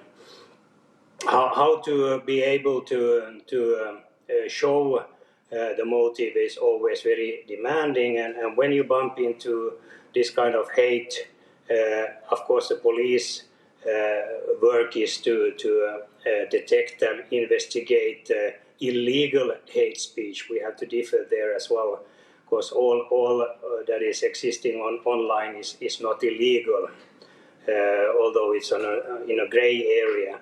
And a lot of these crimes, I said that a hate crime can be more or less any crime, and most of those crimes, especially targeted on women, they are targeted on specific women, like journalists or also police, of course. They are such crimes that the police are not allowed to investigate it without the consent or claim from the targets itself. So of course most of the hate crimes comes from the victims themselves, that they report to the police, and then we take action. Of course there are some crimes, if it's targeted on a group or ethnical group, it can be a sort of ethnic agitation or incitement to hatred, and then we can investigate it directly. But the gender perspective will not be such in the legislation in the future. So it's not that easy to. We have also a net tip, so people when they detect something online, they report it to the net tip system or in internet. And we get about 40,000 on different kind of net tips, and one portion, a big portion of that is hate crime. Wonderful, thank you. What about others? Work in practice, and also already we can maybe go into also the gender perspective. Is that, and how is it sort of seen in the work that is happening currently, despite maybe sort of lack in terms of legislation? Yeah, okay. So what we have been dealing with is, of course, the nature of the cyber crimes itself is borderless. So even though we have the legislation here, maybe the site itself or something like that is hosted on a different location, so that kind of has us in a bit of a problem. But you were also asking about how it was investigated here. So we actually have one centralized division, which is then split into two. We have the sex crimes, and then we have the serious and organized crime. So a part of the serious and organized crime is with the hate speech, and then with the sex crimes online is, of course, then the sexual unit. But it is it is quite a close cooperation between these two units, since they are essentially a part of the same centralized unit. How we have then behaved, and we have gotten a little bit of a cooperation with some of the online here both here in Iceland, and then also with the social medias, where we have actually gotten a little bit of cooperation with them, and I'm pretty sure that other Nordic countries has the same as well. as was mentioned here before from by Instagram and Facebook and these panels. But again, our problem is the sheer size that we are not commonly going online, which is something that we are hopefully addressing very soon. And as with one site that we have, that is basically the only one we regularly follow. There's the one site here which is hosted in a different country, which we don't have any legislation over, but they keep on sending gender-based photos, basically regarding women and some nude photos or fakes of them. So this is a big problem for us because of the nature of the borderless crime. I'm pretty sure that that my colleagues would agree there with the borderless crime.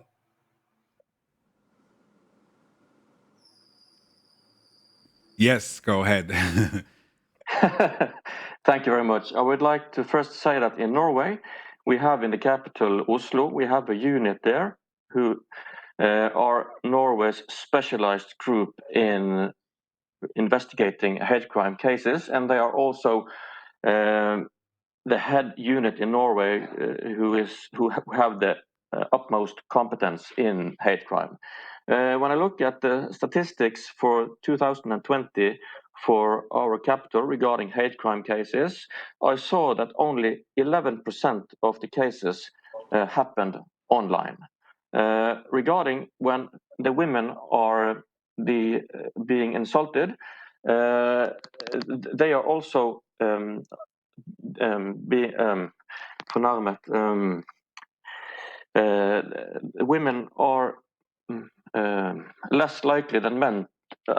We have fewer cases when women have been put out to hate crime than men, and in those cases when the women are being subjected to hate crime, it's regarding religion, and most of the times they are wearing hijab, and they see that as the motive for the perpetrator to submit them for a hate crime.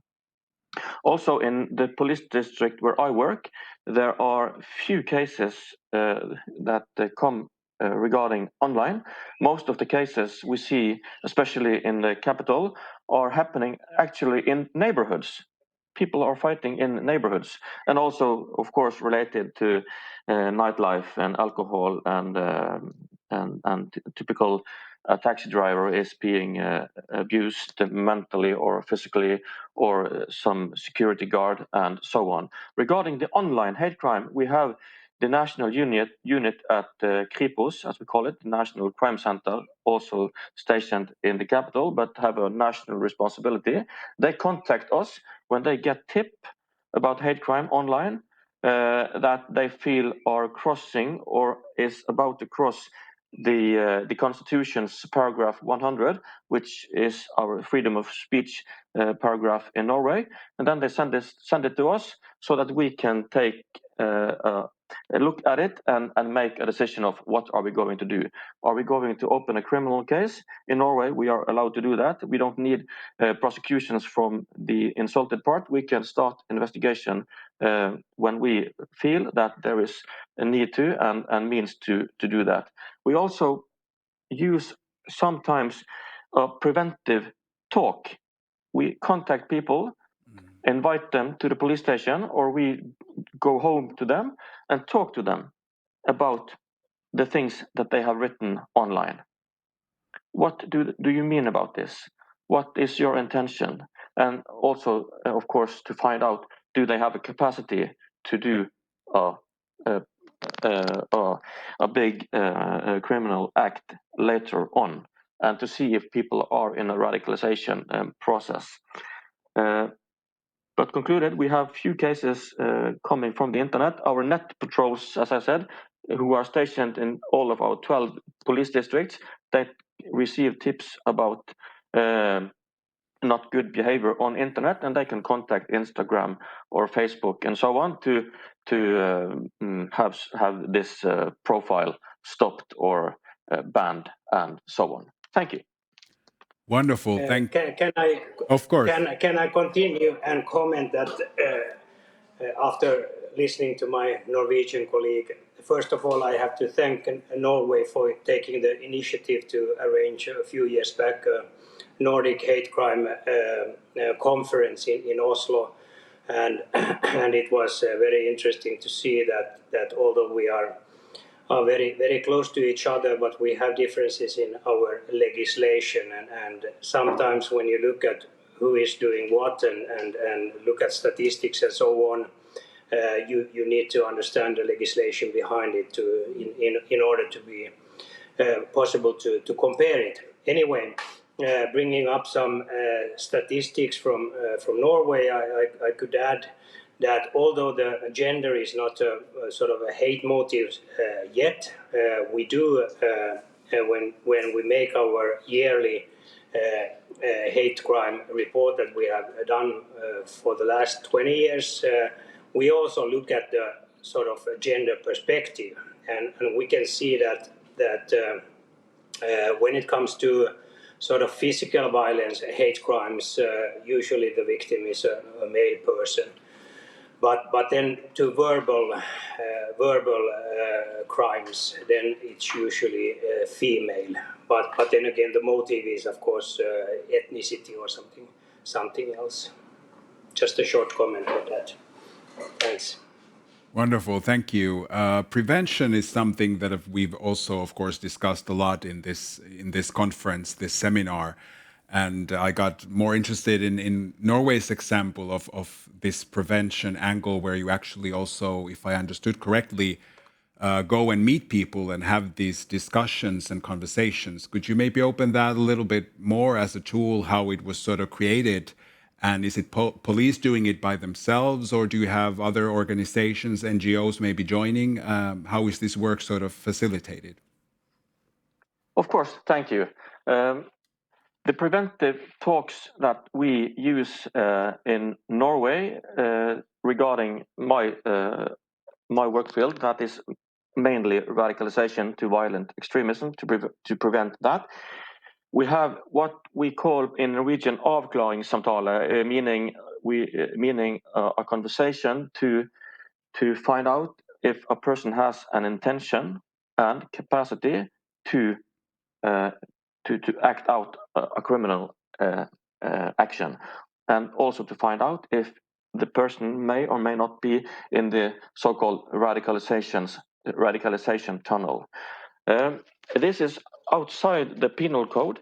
This preventive act here is something that is legislated in the Norwegian police law, and it is an act that we have to think once, twice, and three times before we do this, because you have the Constitution, paragraph 100, the freedom of speech, and we have the penal code, and we have to make a good assessment before we actually contact people and invite them to a preventive talk, so that we are sure that we are not stepping over our boundaries as a police.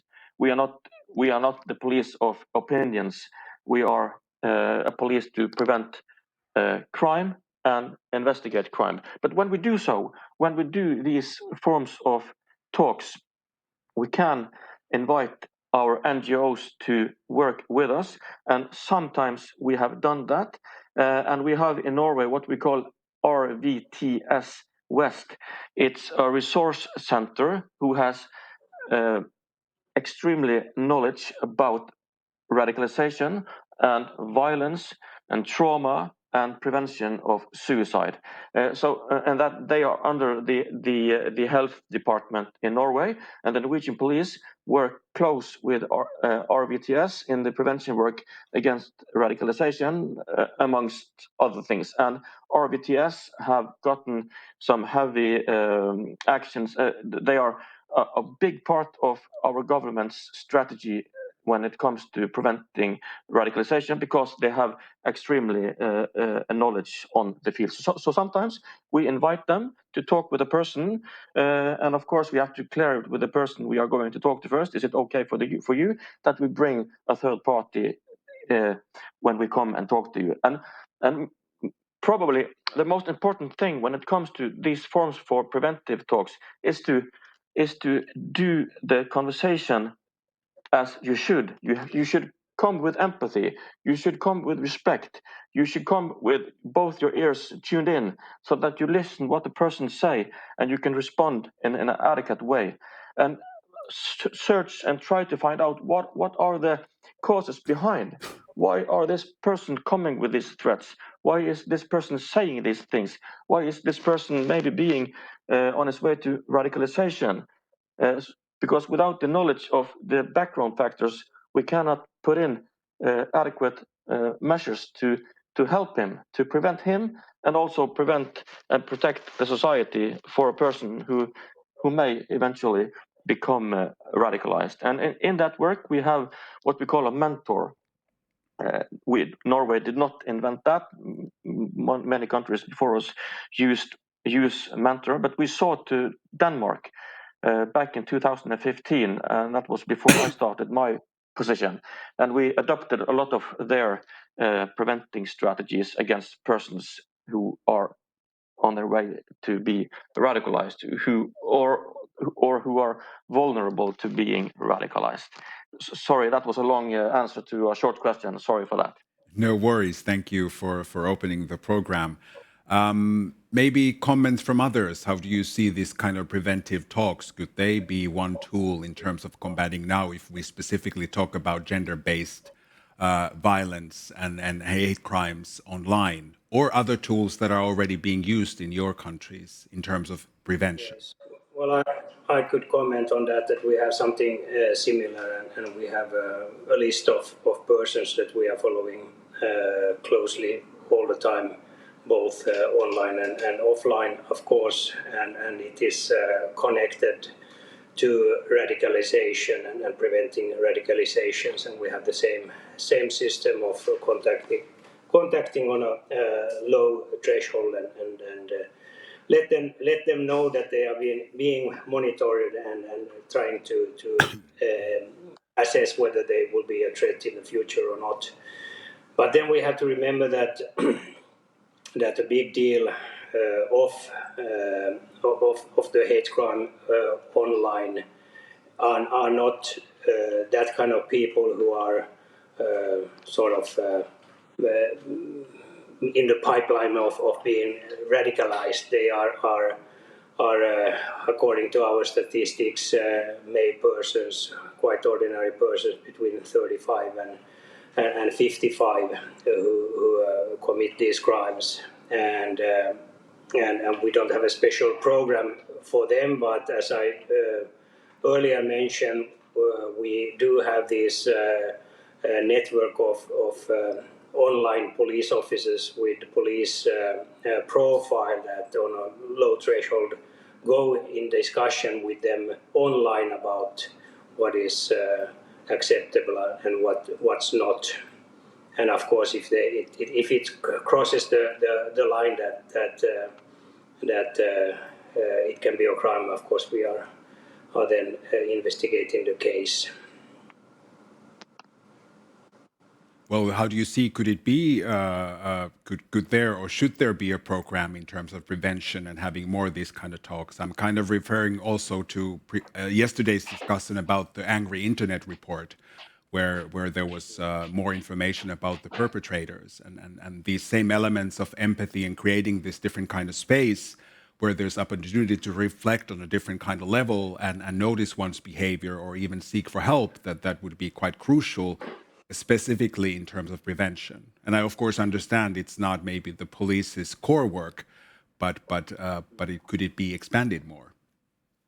Well, the police core work is, of course, prevention, and we focus more on prevention all the time, and we have a strategy on police prevention, and it includes a lot of different kind of measures everything from keeping the contact with all kind of minorities on the area of responsibility to protecting women. But of course, all measures what the police is taking, we always have to consider. We would like to do so much more, but then it's a question about resources again, and we are in constant struggle, and we have the lowest number of police officers per capita in entire Europe. But we are looking, and of course, although it is very difficult to measure preventive work, and that is also something that we are discussing all the time, how we can justify the efforts on prevention and what are the indicators of success. But of course, we all know, according to research, that it pays off, of course, to prevent, and that is our core job. Of course, how we do it and what kind of different programs we have is under constant sort of discussion, and we are looking and taking good practices from other countries as well. Thank you. So there was also a message maybe to decision makers in terms of resources, which I also completely understand that they are always needed. What about Iceland? Some angles on the work in terms of prevention. Yeah, so just in the beginning of this month, there was actually opened a section for at our 112 site online, where we are talking about there is no violence unless there is somebody who is a perpetrator. So we are actually going for the perpetrators, the people who are maybe angry, committing hate speech or something like that, and trying to give them some platform where they can actually come and get assistance from psychologists and so forth. So without that being a police matter in itself, it is through our 112 site, which is the emergency website for responders. They're actually mostly men would then be there to if they want to get assistance. So that is one of the core elements that we are trying to combat now. It's trying to get them before actually they become perpetrators. They are maybe angry, but now we are trying to find them a safe haven where they can come in before they become perpetrators. So that was quite a big step for us.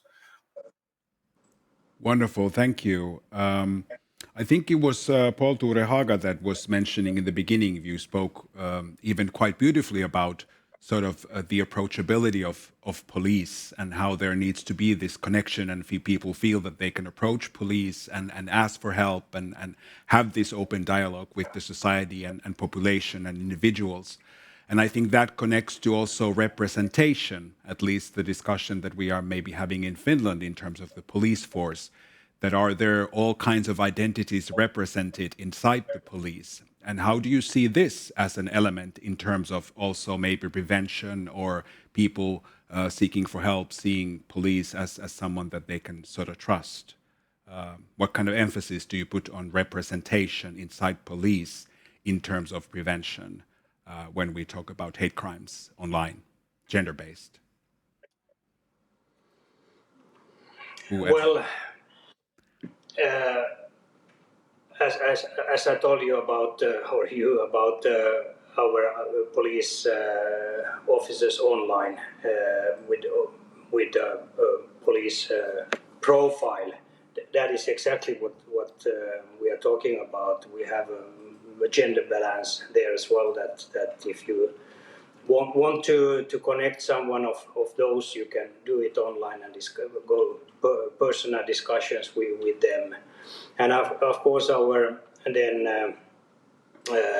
our preventive strategy also requires that we are more approachable all around Finland, and we have built up sort of a preventive police structure in all our police districts, where you can contact them on a low threshold and discuss about the problems if you don't want to directly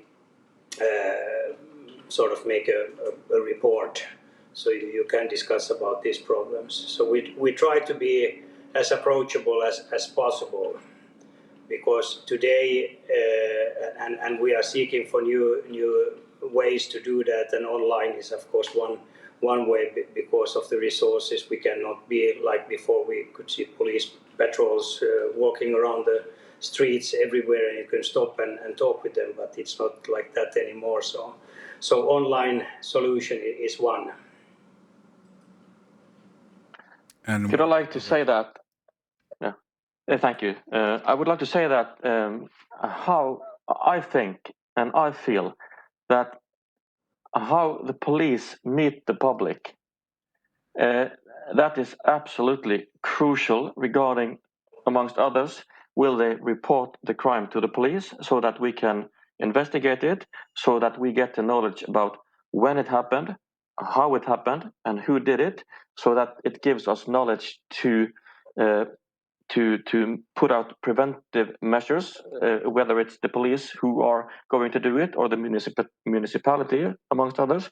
But also, this is very subjective from my point of view, but I think that if the people who are been put out to hate crime, if they feel that the police see them, hear them, and take them absolutely seriously, I think that will be a good preventive measures for themselves regarding their mental health, to put it like that. It will give them safety. It will give them a good feeling and maybe a better opportunity to go on after the hate crime incident, rather than if we are short and okay, what happened, when, and so on. We have to use extra time when it comes to the victims of hate crime. And we know from the strategy from the Norwegian government, they put out 2016 a strategy combating hate speech, and where it is clear that people didn't come to the Norwegian police because they don't have enough trust in us. And I've also been out and talked to gay communities, and they told me that okay, I've been put out for a crime, I went to the police, and I was not treated in a good enough way. So how we are in the meeting with others is, in my opinion, absolutely crucial, whether it's online or physical. how about in Iceland in terms of representation or approachability of the police?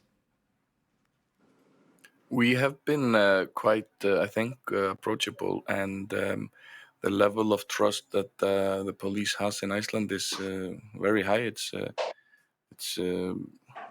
the local university, and then the police. Almost, we are usually in the top 5, where people, the organization that people trust actually. What has I think that for not for the perpetrators but for the victims, I think it's quite. It has changed a lot in the last few years, so we are more approachable to them. Sorry, but now we are looking into the perpetrators themselves to try to get them welcome here, so we can have the discussion to try and de-escalate the situation. So that is what I was talking about before with the offenders. So try to have a conversation with the offenders, just to try to hopefully de-escalate the situation before it becomes too serious. So that is how we are approaching it now. But yeah, so we have done a lot for the victims, We can always do more, but we have, in the past few years, we have done a lot to make us more approachable. And hopefully now it will, and I think that has worked actually, and hopefully now we are looking into the offenders, and I hope that will work as well. And a follow-up question, what would you see has been sort of the key element or elements in terms of the past few years, and how you can see this change, that also victims feel that police is more approachable and there is more trust? I believe that they have more, they can contact us on many different levels. So we are more like online. We are very open online, so they can contact us there. Also, when for sexual crimes, we have a special interview room for people that they come in, and it is not the regular interrogation room, so to speak, but a very nice room with beautiful pictures on the wall and some sofas. So you actually feel like more welcome and more relaxed, I believe. Wonderful. Thank you for this great example. We're almost running out of time, but there has been some questions online. So I'm going to try to pick few of these questions also to become part of the conversation. Do you think that it would be good to be able to investigate the hate crimes without the victim's permission? This is maybe referring to earlier part of our conversation. Yes, please. Yes, I agree, and of course, there is actually a law proposal now that some crimes would be changed, that we could investigate it in the future.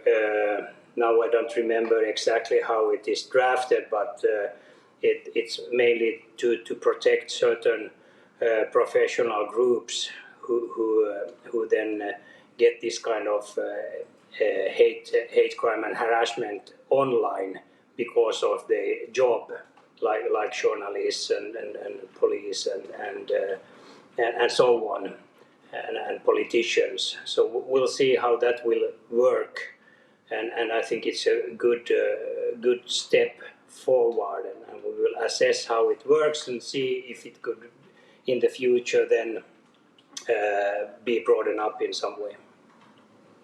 And Darja Gunnarsson, did you have something you wanted to add to this as well? Yeah, well, so here in Iceland, we have permission to start our own investigation, regardless of if it is press charged against it or not. So if we would be, which I hope, we will start to be more online and following what people are talking about, then actually we could start an investigation by ourselves, which is not a problem for the Icelandic police. Thank you. Then another question, isn't blatant and aggressive misogyny a type of radicalization? It leads to offline violence too, evidence shows. So this is also referring to earlier conversation. I'll repeat, isn't blatant and aggressive misogyny a type of radicalization also? It leads to offline violence too, and this is something that evidence also shows, according to the person asking the question. Yes, I agree totally, and I was talking earlier about our program on following certain people who are showing this kind of signs of radicalization, and we contact them on a low threshold and discuss with them. But of course, not all, as I mentioned, that there are a lot of these people who commit these crimes who are not seen as a sort of a bigger threat to the community, like terrorist attacks or so. But I understand what the question was, and I understand the sort of thinking there. But of course, there is a limit what you can do and how you define radicalization in the legislation or in the community. Thank you. Now maybe final question to all of you, and looking ahead into the future, as it was said that, and as it is clear that police is also working hard and there are many actions that are taken. Also, it was mentioned that sometimes there is too much expectation or too much pressure, and at the same time acknowledging that also resources are needed in order to do the important work. So maybe from all of you, one element that you would see would be crucial for police in terms of strengthening your work. What would you like to see ahead of you? It can be legislation or other elements that you see that would be crucial in this moment needed going forward in terms of combating gender-based violence online. Whoever Well, wants we were to. in the beginning. In the beginning of this session, we were listening to the presentation about this artificial intelligence online and how much you can detect. And of course, we are searching for new sort of tools all the time. I would like to have a more clarification in our legislation of using this kind of means, new technical means to detect hate online. Of course, I have to admit that even without this artificial intelligence, we bump into so much hate online anyway. So it's also a question how much can you sort of dig out from the cyberspace and then take action in one or another way. But I would like to see more clarification on the legislation in this sense. And I know that there in the Ministry of Interior there is a law initiative that they are looking into this need just now. So I feel helpful or grateful for that. Wonderful, thank you. What about Daija Gunnarsson? How would you see and look into the future? So what I hope is, as I have mentioned before, that we will become more online and try to establish ourselves as a regular patrolling on the internet, so that we can actually,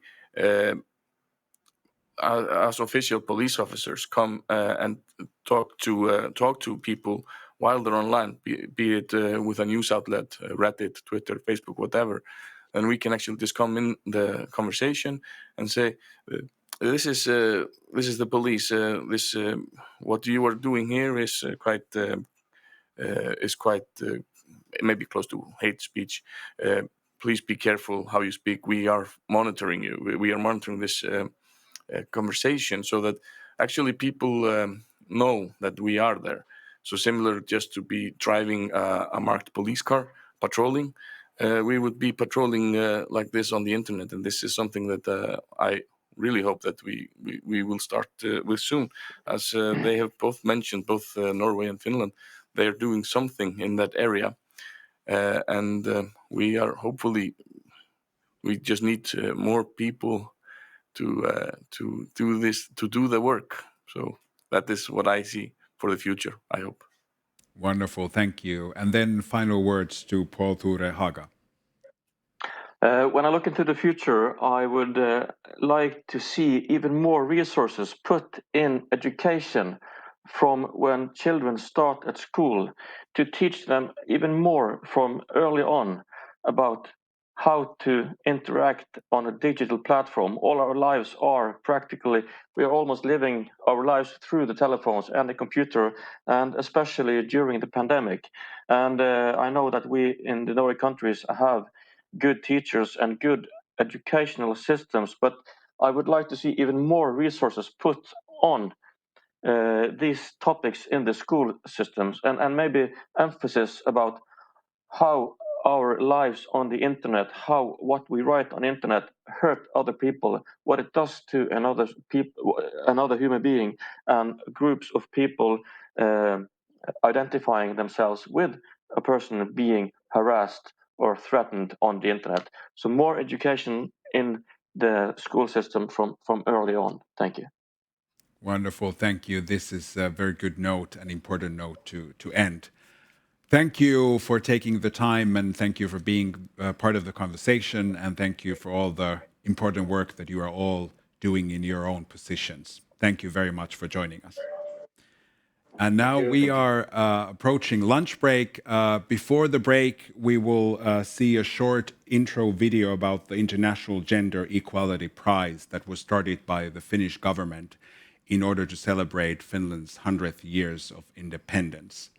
So we'll watch the video, and then we're going to have a 1-hour break, and we'll be back here 1:30 Finnish time. Thank you very much.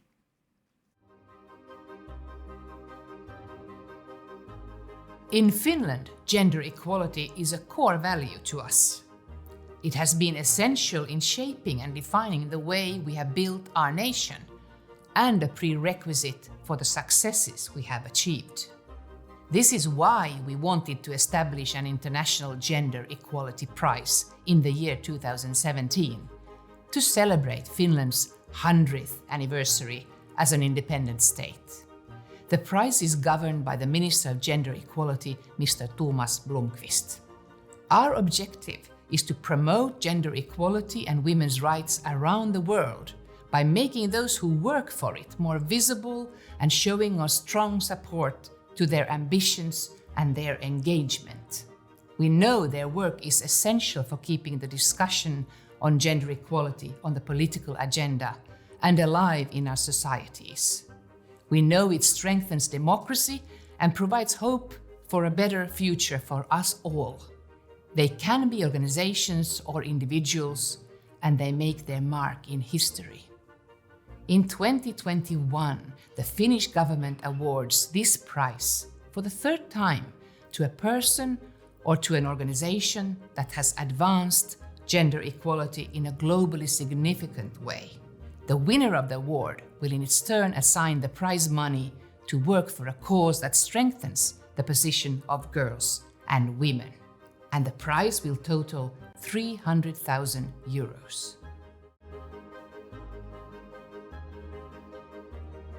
In 2017, the first award was given to Chancellor Angela Merkel.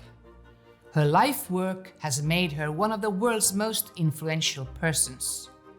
She has, with her extraordinary leadership, stood as an example to us all that no position of leadership can be male-only anymore. Chancellor Merkel chose to direct the prize money to a Nigerian NGO that advocates for the rights of women and girls. The money was to be spent for establishing a residential shelter for victims of domestic violence. In 2019, the second award was given to Equality Now, a human rights organization using the law to protect and promote the rights of women and girls. They work globally to change discriminatory legislation and shift gender norms.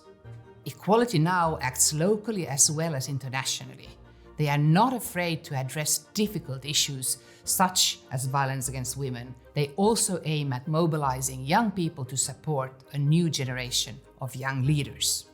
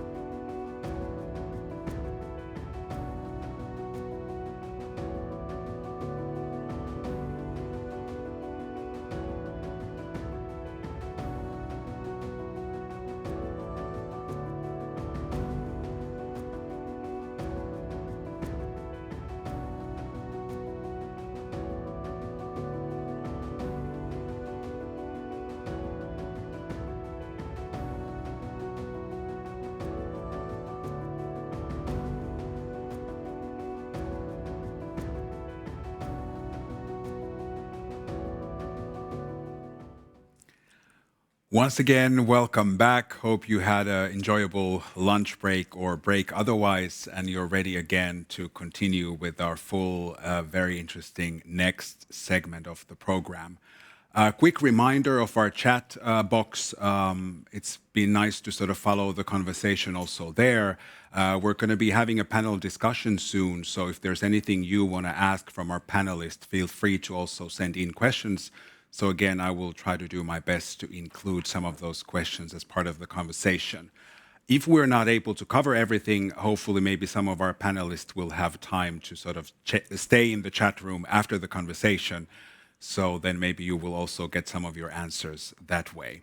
But now let's move on with the program. Our next panel discussion title is How Can We Support the Victims of Gender-Based Online Hate and Harassment? Yesterday, we spent the afternoon focusing on perpetrators of online gender-based hate and harassment and heard good examples on practical measuring aiming to address the harmful behavior. The next panel discussion will focus on victims and survivors of gender-based online hate and harassment and good practices in supporting them. We have invited 6 panelists, so we're looking forward to a very lively, full conversation. I'm going to introduce our panelists one by one, and we've been given to all the panelists one question sort of beforehand. It's the same question for everybody, and everybody has a 5-minute time frame to sort of answer that question and offer their own perspectives and views into the question. And then we will sort of start our conversation together. I will read also the question that we gave to the panelists beforehand. So a 5-minute contribution from each panelist on how the victims of online gender-based hate and or harassment have been supported or need to be supported from their background organization's perspective. The panelists may choose to present one or few projects in terms of sort of answering the question. Let's go to our first panelist, Sofia Siren. She is a second-term parliamentarian from Finland. Promoting equality has been one of Sofia's main topics in her political career. Currently, she is the chairman of the Coalition of Finnish Women's Associations, Nytkis. During the municipal elections, Nytkis is running a campaign aimed at encouraging women to run for office and combating hate speech. Please welcome Sofia Siren. Good to see you. Can you hear us? Yes, I can hear you. Good. Can you hear me? Yes, we can hear you, and the floor is yours now for the next 5 minutes. Thank you so much, Jani, and so nice to see you. And I'm very happy to participate on this very important topic, and also very timely, as we have elections going on in Finland at the moment. And the phenomena that we are talking about today is something that we can witness every day in the campaigns that are going on. So my name is Sofia Siren. I'm a member of parliament, and this year I'm working also as chair of Nytkis, the coalition of Finnish women's associations. Nytkis was formed by parties' women's organizations in 1988. And today we have a representative from all parties in the parliament, as well as a few other women's organizations in Finland presented in Nytkis. The chairmanship rotates. So this year I'm the chair, as I am the chair of Women's League in National Coalition Party, my party. And next year we will have a new chair. It rotates every day. Nytkis was and is a rare cross-party organization. We are quite proud of this. We have a purpose to promote equality in Finland, and the history has shown that the best results are received when working together when parties work together for shared goals.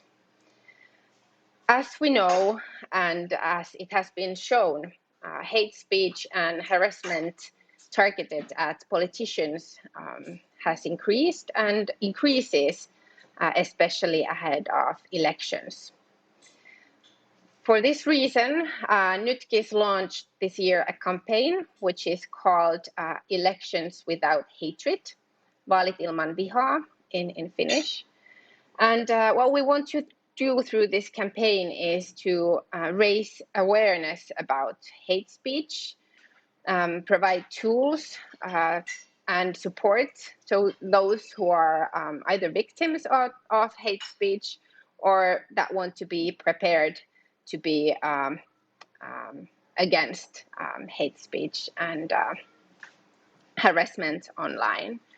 One important aspect that we have wanted to raise through this campaign is the negative impacts of online hate and harassment to our democratic system, our democracy. So in our campaign, Nytkis has a clear statement. Taking part in politics, in political activity, is a fundamental right for everyone, every citizen, everyone has to have the right to participate and to campaign safely without harassment, both in public spaces and social media. And of course, now due to the COVID situation, the role of social media has been only growing. The proportion of women in municipal council in Finland has never been over 40%. So even as we like to state that Finland is one of the most equal countries in the world, and we have many things to be proud of, we have still work to do. Currently, 39% of members in city councils in Finland are women. At the moment, as we have the elections, it's exactly the same number, almost exactly the same number, under 40% of the candidates that are women. According to several researches that have taken place, women encounter hate speech and harassment online more often than men. This is shown in political activity as well.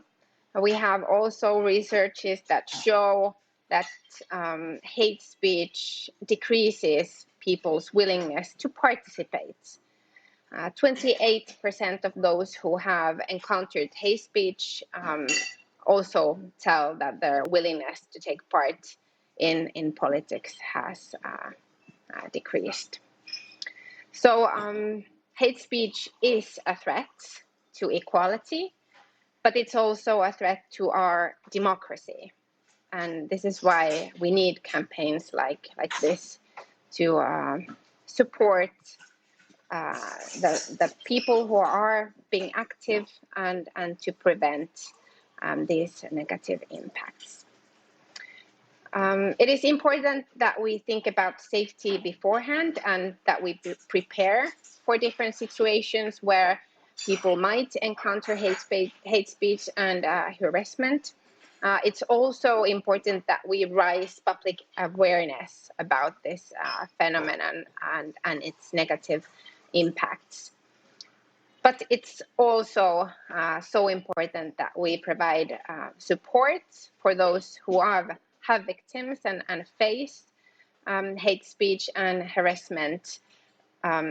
Hate speech is violence, and it is a very good idea to talk about experiences.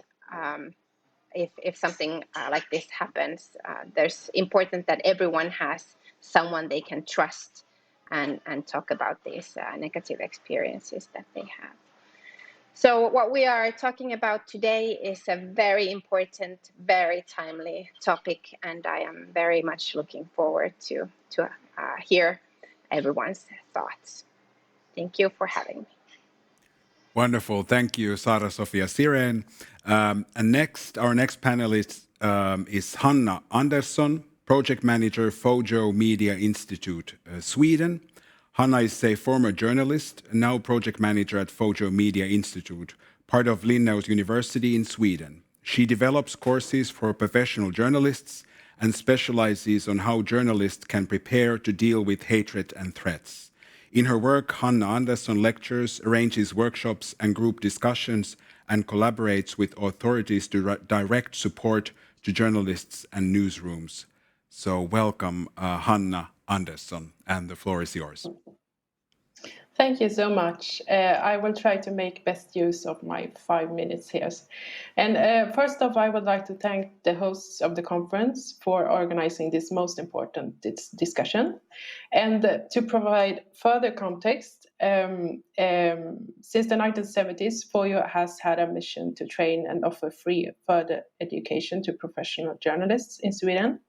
And I started Fojo's work on offering support and preventing the effects of harassment and threats towards journalists in 2017, when Fojo was assigned a mission from the Swedish Ministry of Culture and Democracy. And we decided to call this project Demokratijouren, in English, Help Desk for Democracy. And nowadays we have integrated this perspective of journalistic safety in the Swedish context in all our work, since sadly hate and harassment is part of the everyday work environment as a journalist also in Sweden nowadays. And when we started out in 2017, we promised to perform 3 tasks within our governmental mission. That was to start a webpage that is to function as an official bank of knowledge to all journalists in Sweden, and to start a help desk where journalists can turn to for support and advice. And we also promised to arrange a yearly seminar that enables the exchange of experience within the Swedish media industry. And of course, we acknowledged already in 2017 that female journalists were especially targeted also in a Swedish context. But it was overall hard to get journalists to understand the need to become more prepared and to educate themselves on how to protect themselves, especially online while working in Sweden. It was as if there was a view on journalistic safety as something you do if taking on an assignment as a foreign correspondent, not while working in a small town on the Swedish countryside. There also was and is a kind of stigma or norm that says that you have to be prepared to be questioned as a journalist. And that made it hard to reach out and get journalists to acknowledge that what we see here is something else and much more alarming, that this is something, it's a kind of organized harassment, and what happens online has severe consequences offline.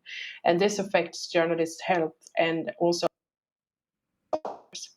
And anyhow, we realized we needed to take it in steps and to get everyone to, our mission was to get everyone to open up and start talking about all this, especially the hate and harassment online, and to spread. We also wanted to spread correct facts and knowledge about the Swedish situation, to the situation regarding if you are a female journalist, of course, and to show everyone why also Swedish journalists need to be more prepared and to start analyzing risks, and why they need to pay attention to tendencies to self-censor, or they also have to start supporting colleagues and such. And alongside all this, we have also been very insistent on arranging group discussions within the newsroom or the freelance group. Discussions that we think enables, we want them to enable the individuals to open up and about feelings of fear, or to make them to start talking about these strategies around self-censorship, and then the increased vulnerability if you're also a young female and or if you have a foreign background. And to me, my main findings from many talks with journalists all over Sweden is, of course, to listen to the victim, to let them open up in their own speed, and just be a fellow human being, and then go out and tell the others that luckily hasn't been subjected, that their support is much needed and much appreciated, and to tell them to reach out if they see someone become a victim or a target of a vicious digital storm.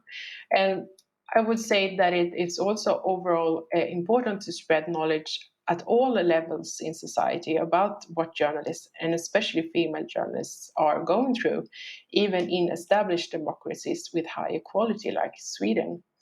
And I, for example, provide this perspective at the Swedish Police Academy to those policemen, that is to investigate the police reports made by journalists.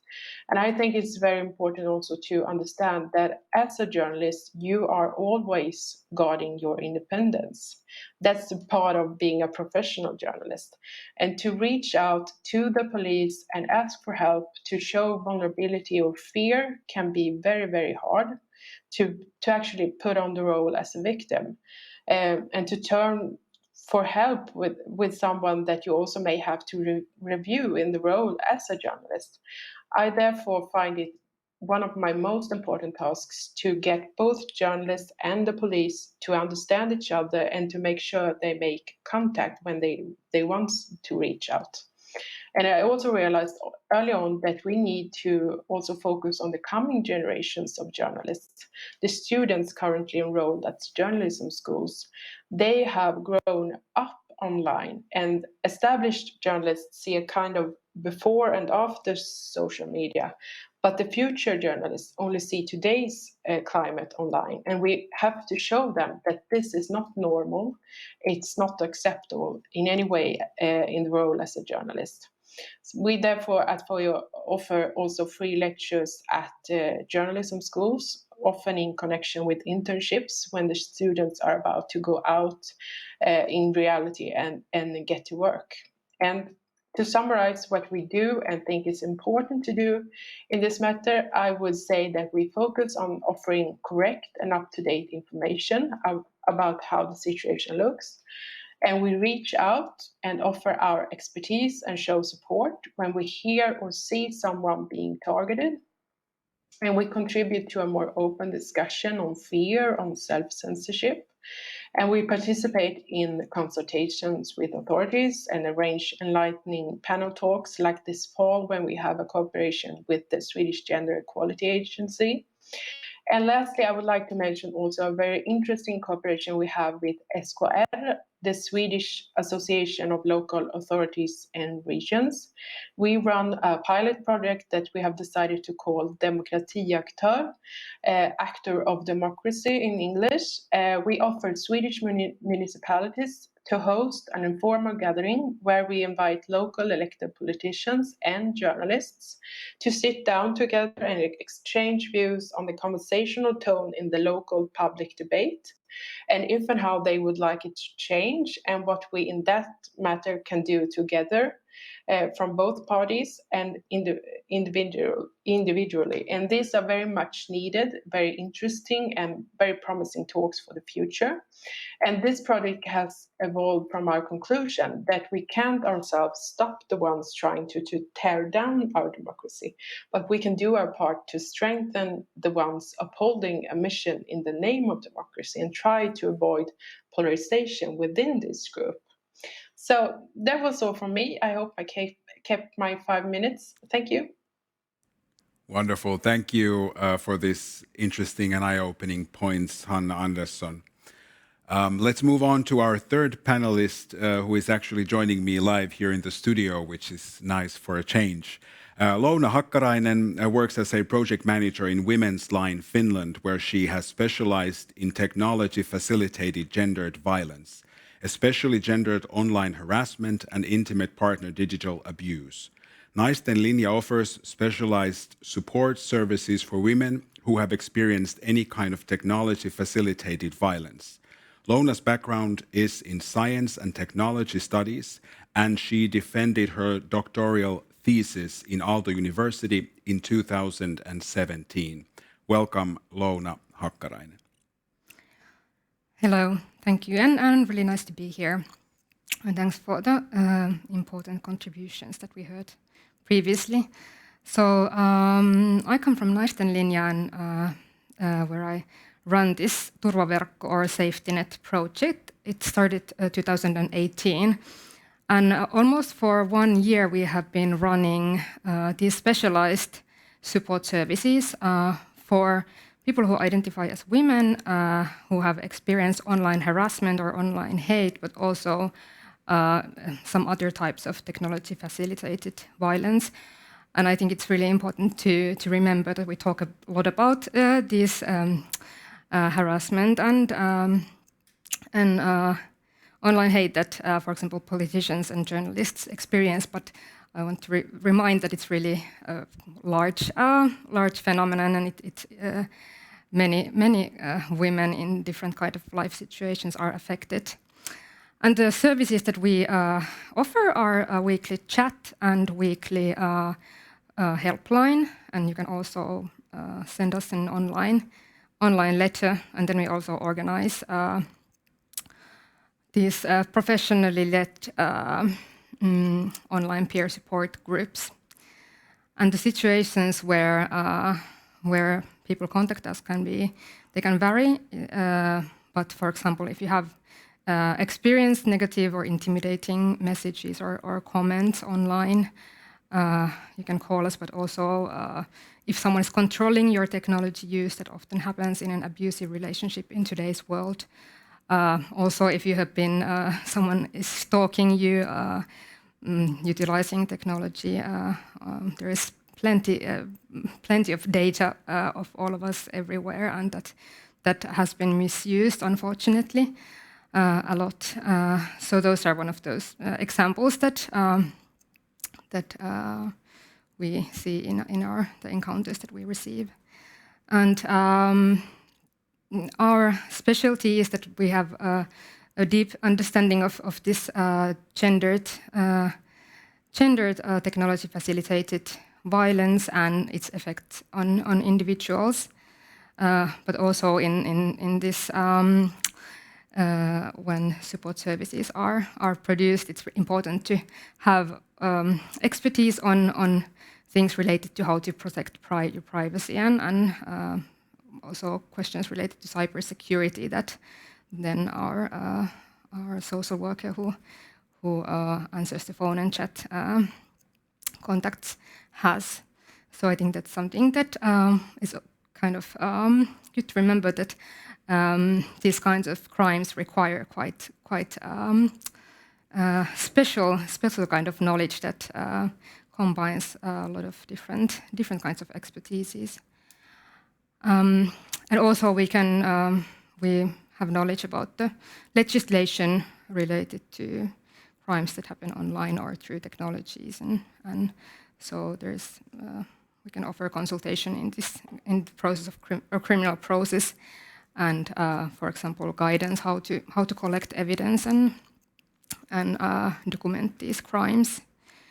And you can find information about our services on Naisten Linja website, and there's also instructions related to privacy, unfortunately in Finnish only, but how to increase your privacy online, which is it's quite important for women in today's world to kind of require new kind of skills to protect themselves from violence, which is a sad fact. Yes, I think that's all from me. Wonderful. Thank you very much for these important and interesting points. Then I will introduce our fourth panelist. Her name is Sanni Purhonen, and she works at the Threshold Association Kynnys ry in Finnish, a cross-disability organization which focuses on the basic and human rights of persons with disabilities. Welcome, Sanni Purhonen. Hello, can you see me and hear me? Yes, we can. Okay, so as you said, the Threshold Association is a cross-disability organization and a human rights organization. So we are not a diagnosis-based organization, and we're also by the disabled people, for the disabled people. So we very much have that ethos in everything we do. And about the victims of gender-based online hate and harassment and disability in general, there are many ways to support victims, and we are also part of many projects, and obviously we have speciality concerning disability issues, and for example, legislative advice we can give. But firstly, I would say that we have to understand in this discussion that women and people with disabilities are, in general, are very much a part of this issue and do get a hate online. But one of the core problems is that people with disabilities tend to be invincible in these and other conversations, and that's a problem in itself, because in fact disabled women are harassed more likely than non-disabled women, and there are a lot of studies backing this up. And also disabled people are in fact very active and online, and can often even rely on social media to feel less isolated or to find a community. And as we've heard in previous conversations, online hatred has only increased, and this is also a case with disabled people as well. And we've heard also yesterday that people are often targeted, for example, because of their appearances, women especially. So, for example, if you have a facial scarring or very visible disability, you might get even more hate than most, to be quite frank with this. And for example, recently there was a trend in TikTok mocking disabilities, but then again, the disabled activists themselves online turned this around. And from my organization's perspective, which is a human rights organization and disability organization, is of course important that any kind of support is accessible to all. For example, we need to be sure that we use sign language or plain language options, and we need to listen and to believe disabled people and disabled content makers online and activists themselves that are there. And there are a lot of amazing disabled activists online, and they can educate, for example, organizations and authorities on how not to use ableist language, for example, because the sad fact is that language that is used about disability in media in general can be very ignorant or even hateful, and term disabled is used as a derogatory word. So to be frank, when we talk about disability and hate speech, there can be one can argue that disabled people are often used to hate speech, even from the authorities. So that's why it can be even more difficult to get help. And of course, we should also have more data about these issues and disability issues in general. There isn't enough information. So kynnys or threshold association in English is, for example, a partner in developing Together Against hate incident monitoring tool that seeks to improve reporting of hate crimes to the police, and develops methods to use that data and to get information to us. And we are also a part of Aino conversational AI tool for the victims of intimate partner violence and gender-based violence, that we have, from our own perspective, have been trying to make sure that it will be as accessible as possible, but it's still a work in progress. And So that's the one of the projects we are part of Aino AI tool. And now we have also opened a survey to examine domestic violence experienced by disabled people together with THL, or National Institute for Health and Welfare, and with Invalidiliitto, so with Finnish Association of People with Physical Disabilities. And this is the first time such a survey about domestic violence and disability has been opened, which tells you in itself that these matters are still not being discussed enough, and disabled people themselves are not part of the discussion enough, or we don't have the necessary communicative devices in order for everyone to really be a part of these discussions. It can be said that even when disabled women are inclined to more often be victims, for example, of domestic abuse, these topics tend still to be even taboos, because no one wants to think about that disability can make you more susceptible to these kind of situations.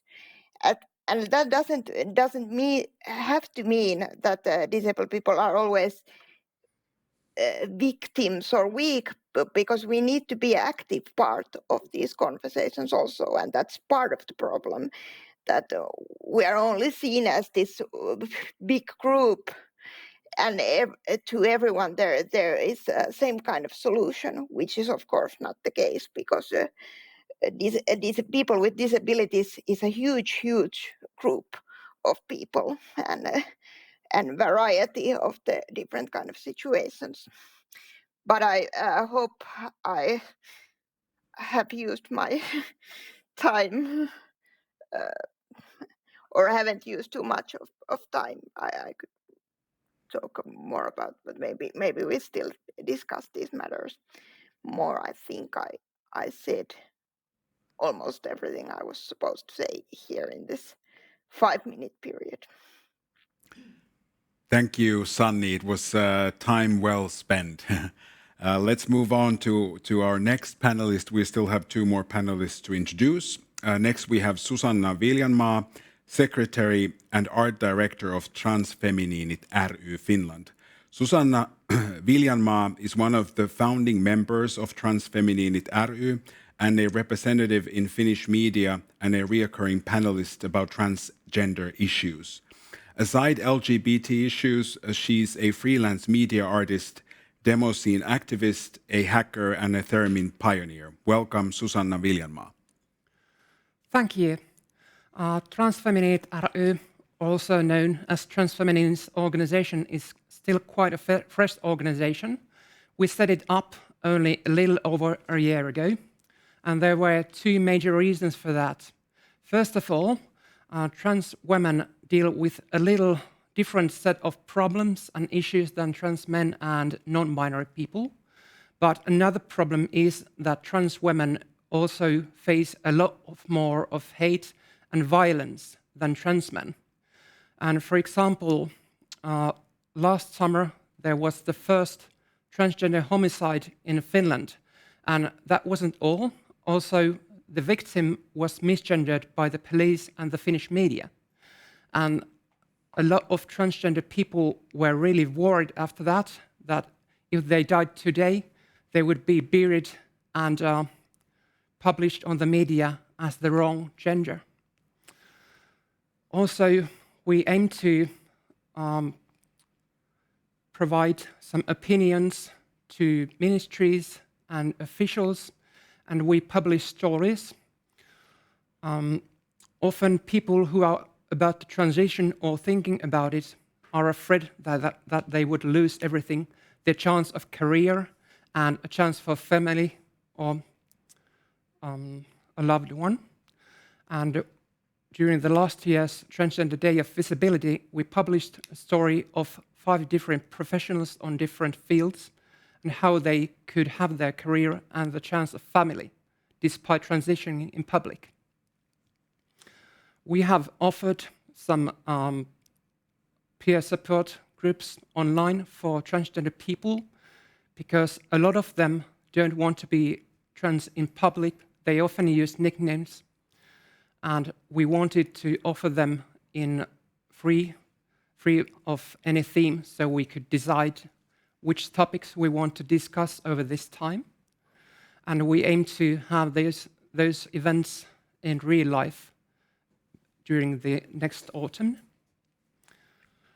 And I think that's the most of the stuff we want to talk about us. But we are also thankful that a lot of women's organizations in Finland have respected the identification of being a woman. And the situation in Finland, I think, has been a little better than in some other foreign countries. Like the UK is dealing with a lot of organizations that don't support transgender identities that well. Thank you. Thank you very much. And then our sixth panelist from Norway, Hanne Bjurström, is the Norwegian Equality and Anti-Discrimination Ombud. She is a lawyer and has held the position as Norway's Minister of Labour. Bjurström has been the Equality and Anti-Discrimination Ombud since 2016. Welcome, Hanne Bjurström, as well. The stage is yours. Thank you very much. And let me begin by giving you some good news from Norway. Based on a proposal from the Ministry of Justice, the Norwegian Parliament is now in the process of adopting new legislation directed against disrespectful dissemination of images of images of an obvious private nature. And this is something that the Ombud has been pushing for a long time. So things are happening anyway. So when the Ombud's office began to look into the topic of online violence against women, we did that by gathering a group of experts to help us paint a picture of this particular phenomenon. Ever since, online violence against women and girls has increased, and it finds all the time new forms and many forms. This is a form of harassment and violence that quite literally knows no limits. One of the experts present at our startup meeting was a young woman who for years has tried to draw the attention of the society to the widespread online misogyny, especially in social media. She had made it her mission in life to hunt down men who disseminate sexual images of women without their consent, and to be a moral and technical support for girls and women who need assistance and support in their handling of it. For the Ombud, informants like this woman is of great value. Together with her and other stakeholders, we contribute to develop and spread expertise through networking, meetings and conferences, and use the knowledge that springs from this work as a basis for our reporting to the UN's Women Committee, and for the first time this year to Grevio, the independent expert body responsible for monitoring the implementation of the Council of Europe's Convention on Preventing and Combating Violence Against Women and Domestic Violence. It's a very long name. Our recommendations in these reports are based on individual experiences, researchers, inputs from tech activists, so-called ethical hackers, from the police and other stakeholders. Together, these informants provide us with nuanced and updated information that inform our perspectives and efforts in this field. We are also looking into other countries' work and experiences to find best practices when it comes to combating misogyny in public space and press for new legislation when necessary, such as legislation regarding dissemination of sexual and intimate images without consent, previously referred as revenge porn. We also recently launched a new report on hate speech on Facebook. Similar to findings in similar surveys, women in this survey experience significantly more gender-based harassment compared to men.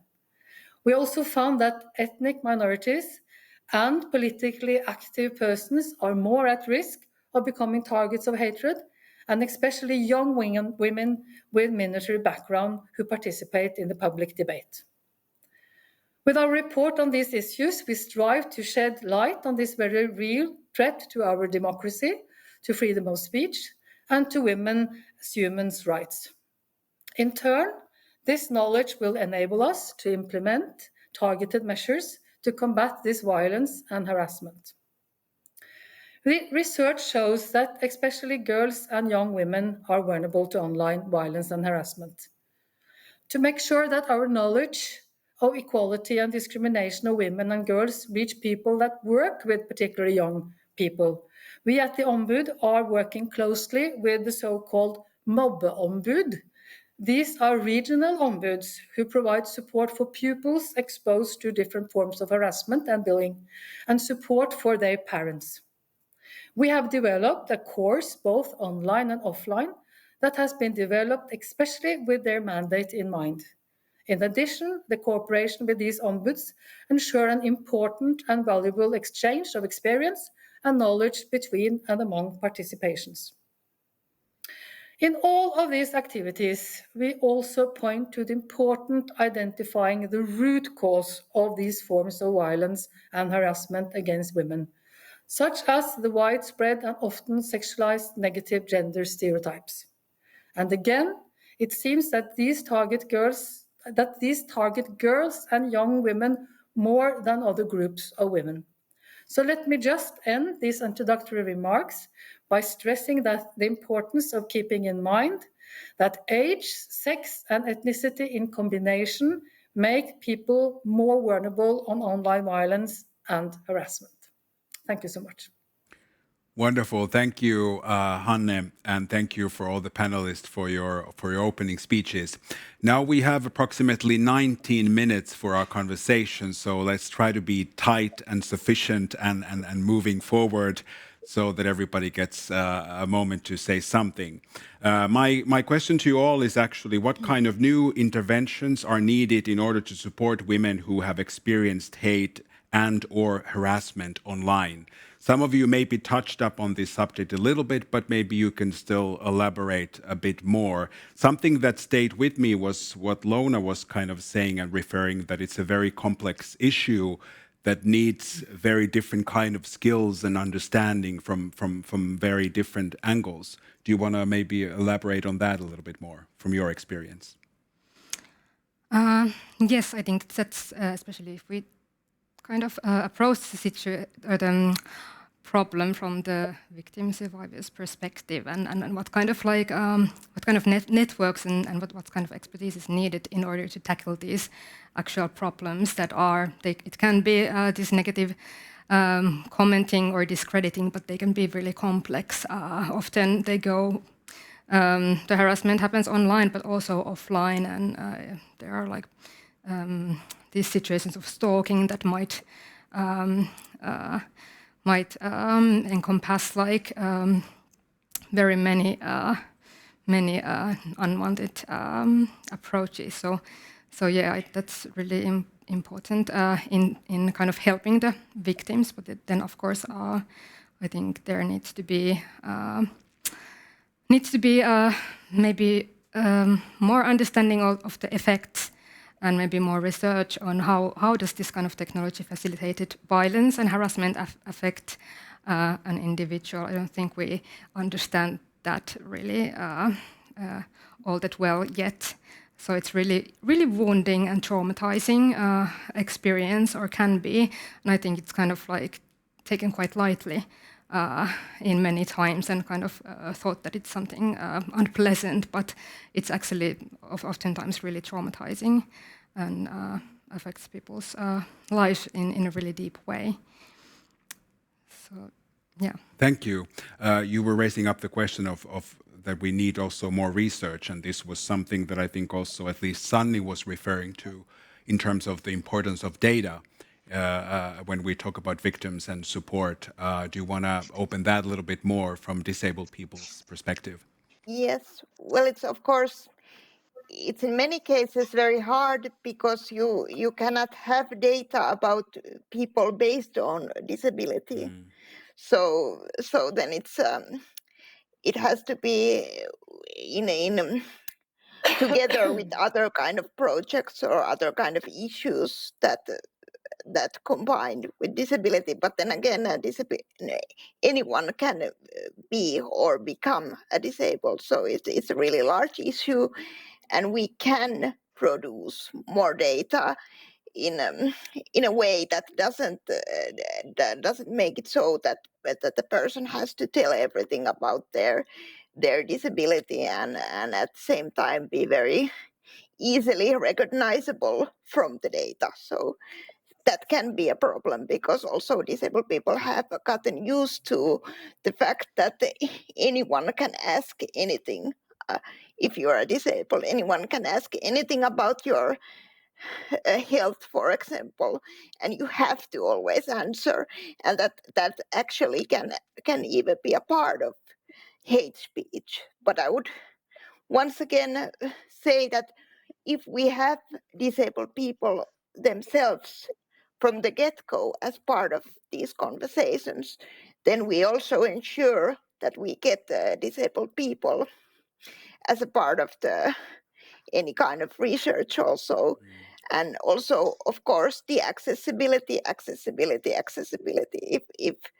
If the research is not accessible to all in every kind of form, then you automatically exclude a huge amount of people outside the research. But I don't have one answer for this, because it's a big problem in a field that we don't have enough data at the moment about people with disabilities, also because disability in itself can be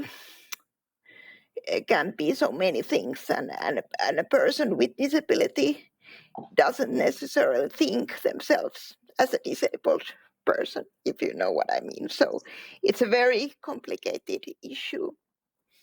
But together with other organizations, I believe that we can do a lot of good work. Wonderful, thank you. What about Hanna Andersson? Yes, I was just Yes. going to come to you, please. Yes, I just wanted to promote a journalistic genre that's called fact-checking. I would like to see some kind of organization where we monitor all these false statements about women and cis women that is being spread online in the forms of false statements and disinformation and propaganda. And as you all know, fact-checking is not something you do to check your sources or facts. It's to seek out these false statements and then consider if they are false or not, to give some kind of other picture of the facts, or give the facts in this situation.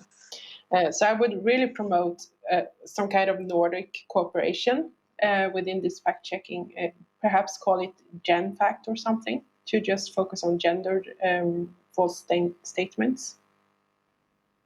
Wonderful, thank you. Very, very interesting point, and kind of an opening for others for this collaboration also around this issue in terms of Nordics. I actually wanted to still follow Hanna on one thing that you mentioned that I thought was interesting. You talked about this tone of conversation, if I remember correctly. Yeah. And this program where you have decision makers and journalists sort of coming together, if I understood correctly, in terms of like setting the tone maybe in a new way. And this is something that has been coming up also during the conference, in how sort of the tone of conversation has been changing in society, and how that is also part of the problem in terms of then what kind of language is all of a sudden normalized. Do you follow my thought process? Yeah, I think so. Yeah, I would like to stress that we really need to focus on not polarizing within this group, where we are really focused on strengthening democracy and upholding democracy. So we need to find ways to talk to each other, and not to tend to, for instance, journalists often see that perhaps politicians have a very strange view of the journalistic assignment, how we report and why, and how journalists work. And I often say that we need to be more visible as journalists. We need to talk about our mission, our assignment to speak truth to power, of course, and not be silenced in that way. We need to be more visible in society, and also in the, of course, the digital rooms where all this debate is taking place right now. So this is a kind of initiative to get everyone talking to each other and not about each other. So that's just an example. Thank you. What about Hanne Bjurström? How do you see, what kind of things would you like to see in terms of looking into the future? What kind of tools or actions are needed? I think one very important thing is that we need to make the big companies being accountable on actually what they are posting. That we need to demand that they are much more transparent. What are their policies for taking down things that are on their websites, on their social media? How can they? What are the policies for helping girls and women who actually apply, saying that they have been a victim of harassment on their platforms? So I think we need to have legislation on these big tech companies. And we see some very important developments on this field. We see the EU has been working on this. We see that we have countries like UK and Germany and Spain and also Italy. You see legislation emerging on this. So I think this is very, very important. I think we can do a lot of things when it comes to hate speech and how we should talk to each other and so on. But if we don't make the companies accountable, I think it will be very difficult. And my second point is that we need to make parents and also teachers much more, they have to be much more educated in this actually, so they can support their children, make sure that the children learn about how dangerous this actually is to how you conduct on social media. And I think many teachers are not that, the knowledge are quite low on more technical things like this. Lastly, I see from Norway that the police lacks some skills and knowledge on harassment on social media. So we hear stories from girls and women that has been trying to go to the police and wanted the police to take their case, and the police has just said that we won't do it. And I don't think it's because they don't want, but I think they lack competence. So we need to be competent also within the police on this specific topics. Wonderful, thank you. I will give a quick comment to Lona, and then I will go to others as well. Yes. Yeah, I was also wanted to add, related to the police, that's something that we hear over and over again, that when women go to the police to report a crime, the investigations are discontinued. And I think that is a huge problem. It doesn't help to fix the legislation if the investigations don't proceed. So I think, and also the atmosphere is quite... or it's also quite traumatic that you experience this harassment or abuse, and then you go to the police and expect to get justice, and even when there is a really clear crime has happened, and then you don't get that. So I think that's kind of like a second time when you get traumatized, when you realize that like the society can't help you in, or doesn't help you in this situation. So I think that's a really big problem that needs to be fixed. Thank you. Maybe this is a good segue to Sara, Sofia. Siren, as a politician, we were talking about legislation and then how things are actually in practice. But overall, as a politician, and when we talk about victims and protection, what would you see as crucial at the moment? Thank you, Jani. Yes, that's a great, important question, and there is so much that we can do on legislation on a national level through increasing resources.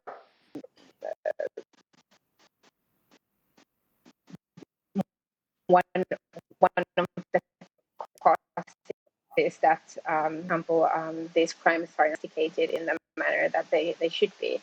And then we need legislation on especially EU level, how, for example, these big corporations that run the social media platforms take responsibility. And my main concern is actually linked to. I'm sorry, Sarah Sofia. Now we're having a little bit of bad connection.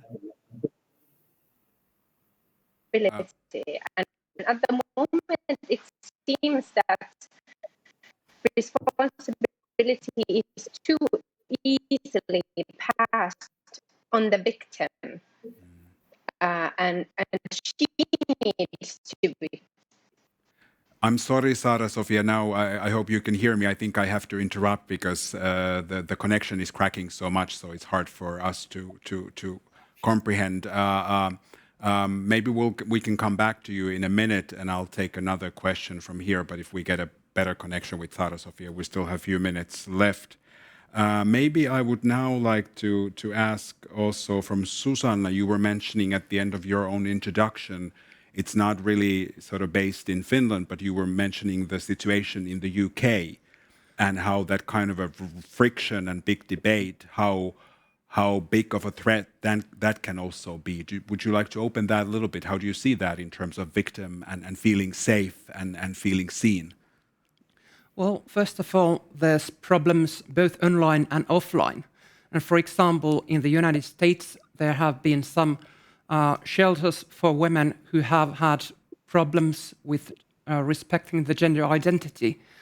And in the UK, there has been quite a prominent oppression and opposing of transgender women, mostly from TERFs, also known as trans-exclusionary radical feminists.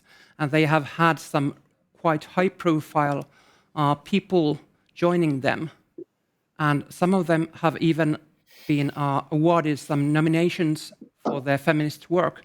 And that's a collision of values. And I have been feeling quite sufficient that in Finland, usually transgender people are being respected in feminist and, for example, polyamorous people and so on. We aren't that much threatened by the organizations, but the state and individual people face problems. Thank you. We're almost, unfortunately, running out of time, but let's try one more time if Sarah Sofia's connection is better now, if you want to repeat some of the final comments that you had.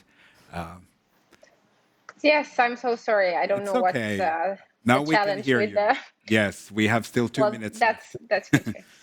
Okay. Well, I was talking about responsibility, how it seems that too often the responsibility is passed on to the victim, and the victim needs to be active, but that's not right. We need to underline the responsibility for example, organizations. Organizations should have a person responsible for the safety and someone named that people can turn to if they face hate speech or harassment online. There needs to be clear instructions. About legislation, there are some things that we can do on a national level that many of you raised good examples, what we need to address. We need resources, obviously. And then when it comes to responsibility of the big corporations running social media platforms, that it's something that we need to address, for example, on the EU level legislation. Wonderful. Thank you. I think these are very good closing words. Unfortunately, we are running out of time. So it's time for me to thank all of our panelists. Thank you for joining us. Thank you for taking the time. I know you are all very busy people. And thank you for the work that you are doing and continue to do. And hopefully we can also support you in that. Thank you very much. Thank you. Thank you. And now it's time for us to take a little break before the final part of the seminar. And also, it's sadly my time to say goodbye. Unfortunately, I have to leave, but we have one more segment still left. And Tanja Auvinen, the director of Gender Equality Unit from the Ministry of Social Affairs and Health, will lead the final part of the program. So there's still exciting things coming up, so please stay with us. Now a little break, and then in 15 minutes, the program will continue. Thank you.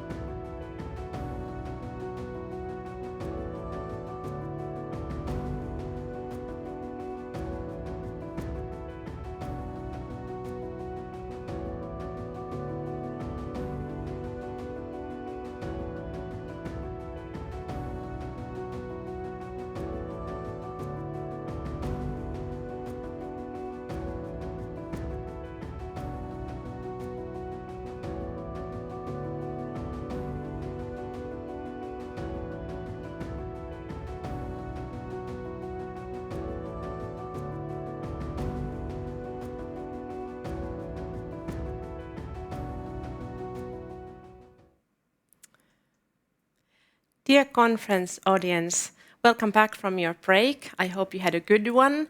And as you can see, there is a change in staff here, so I will be moderating the last session of this afternoon.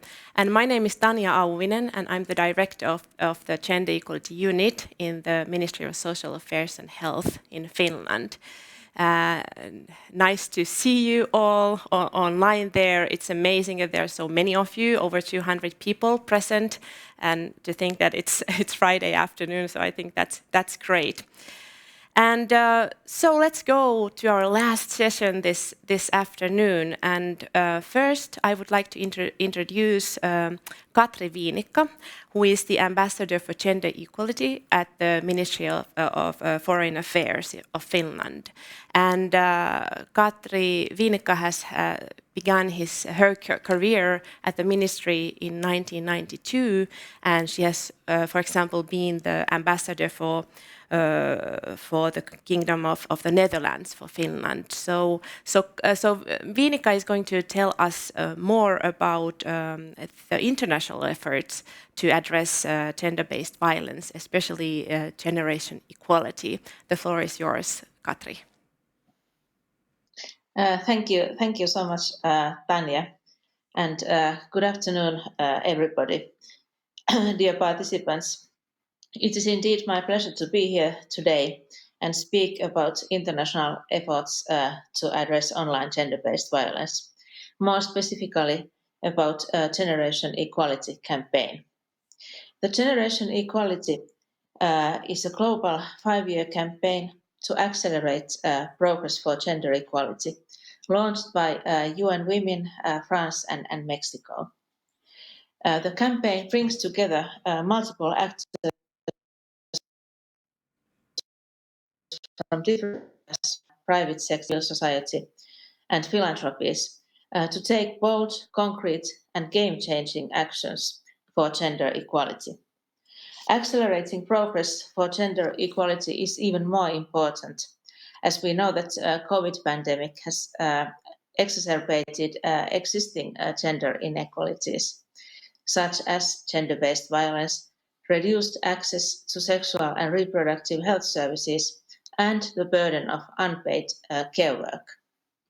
The campaign has 6 different action coalitions in themes where the progress towards gender equality has been the slowest.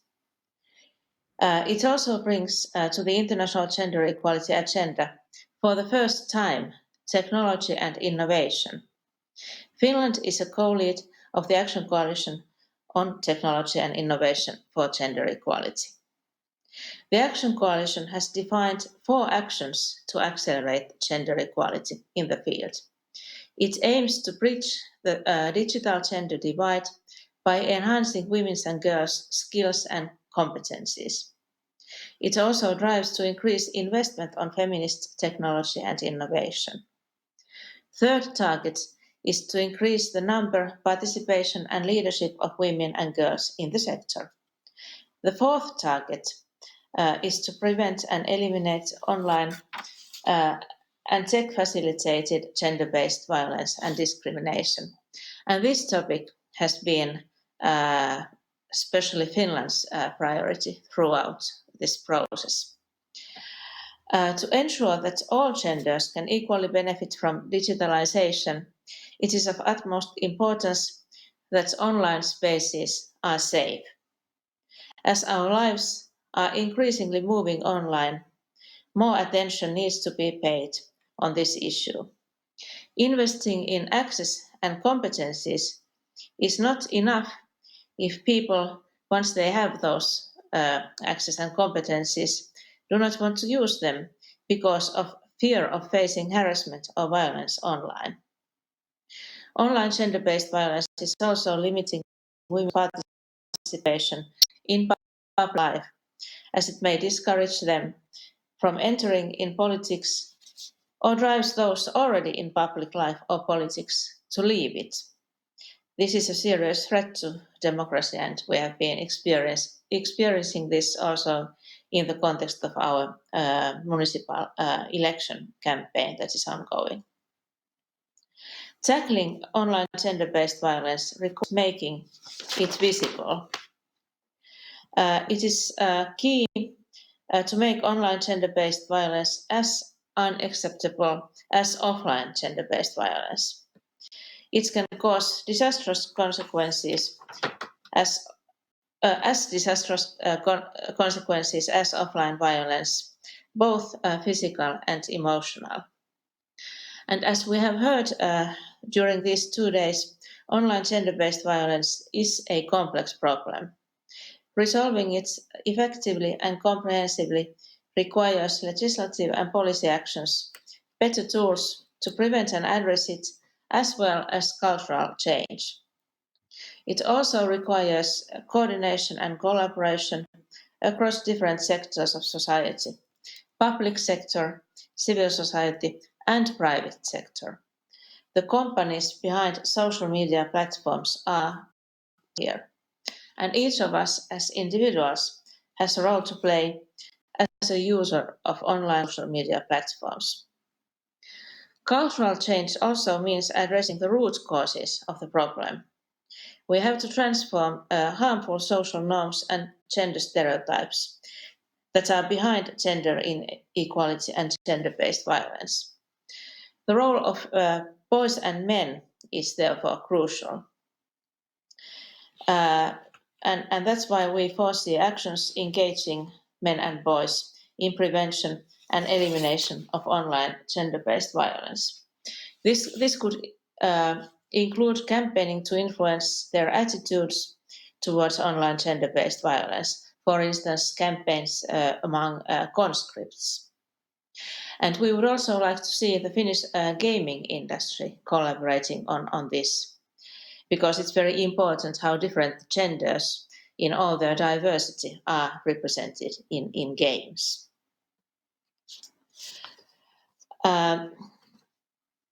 Online gender-based violence is indeed a global problem that does not recognize borders, and therefore global action in its regulation is needed. We will advocate for the inclusion of online gender-based violence in different international instruments.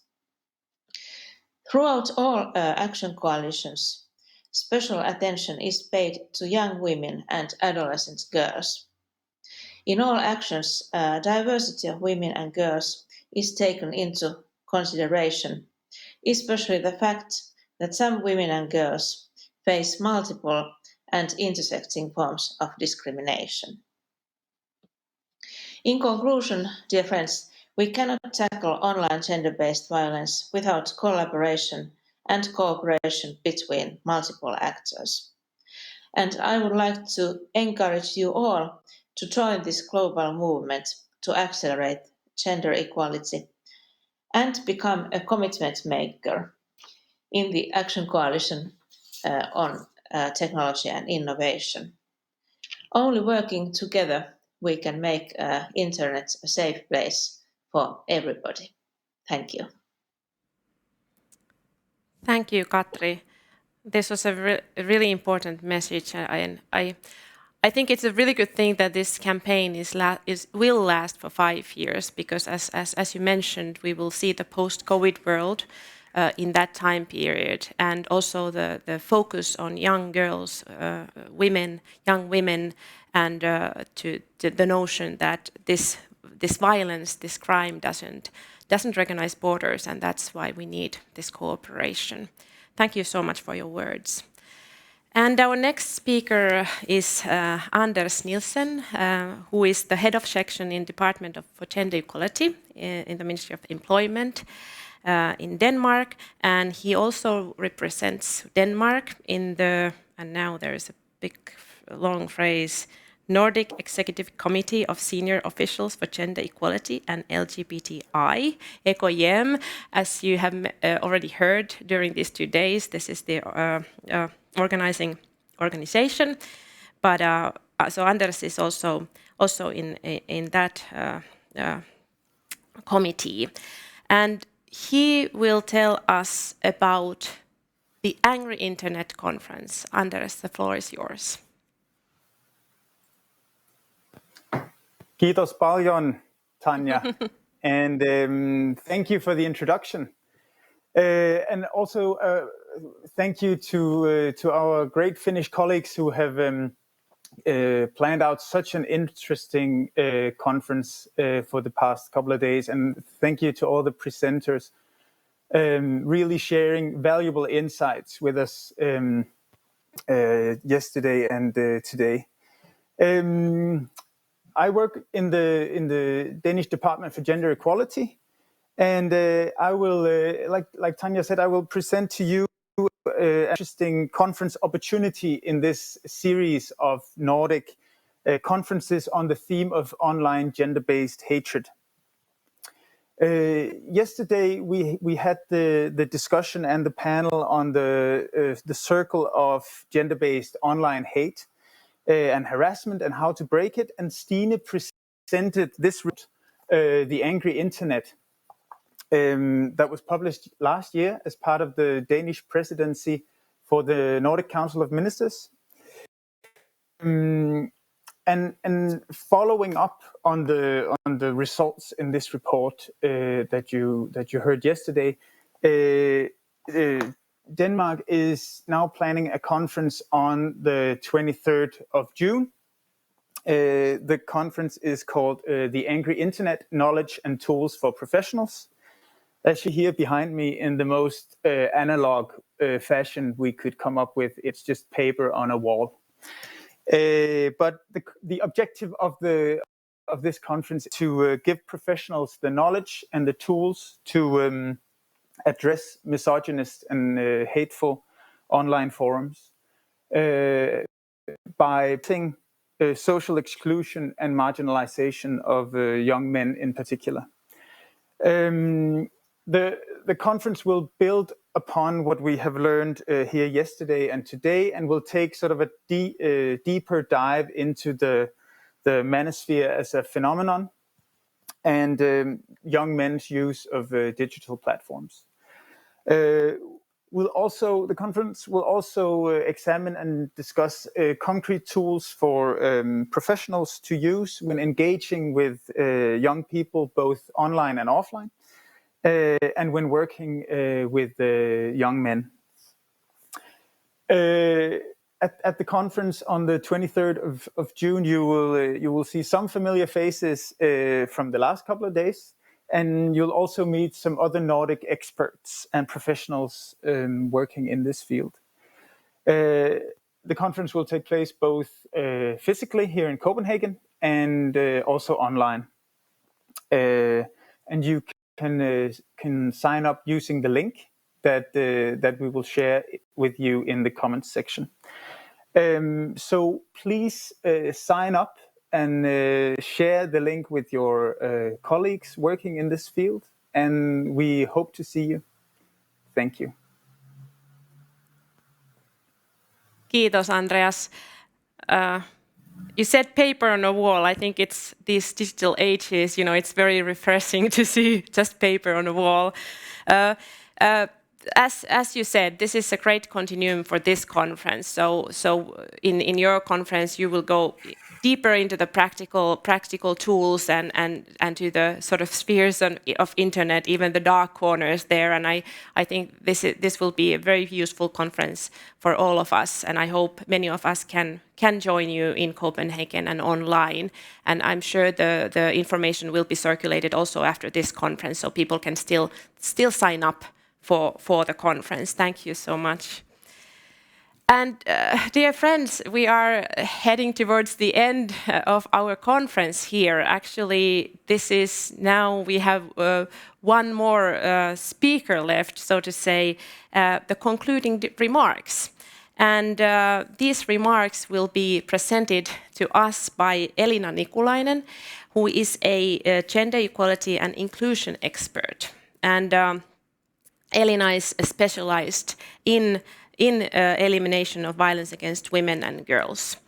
And during her time as the Finnish representative at the European Women's Lobby, she was in fact she played a key role in the initiation of the Her Net, Her Rights projects. So she has trained politicians, stakeholders, parties and NGOs on this topic. So, Elina, the floor is yours.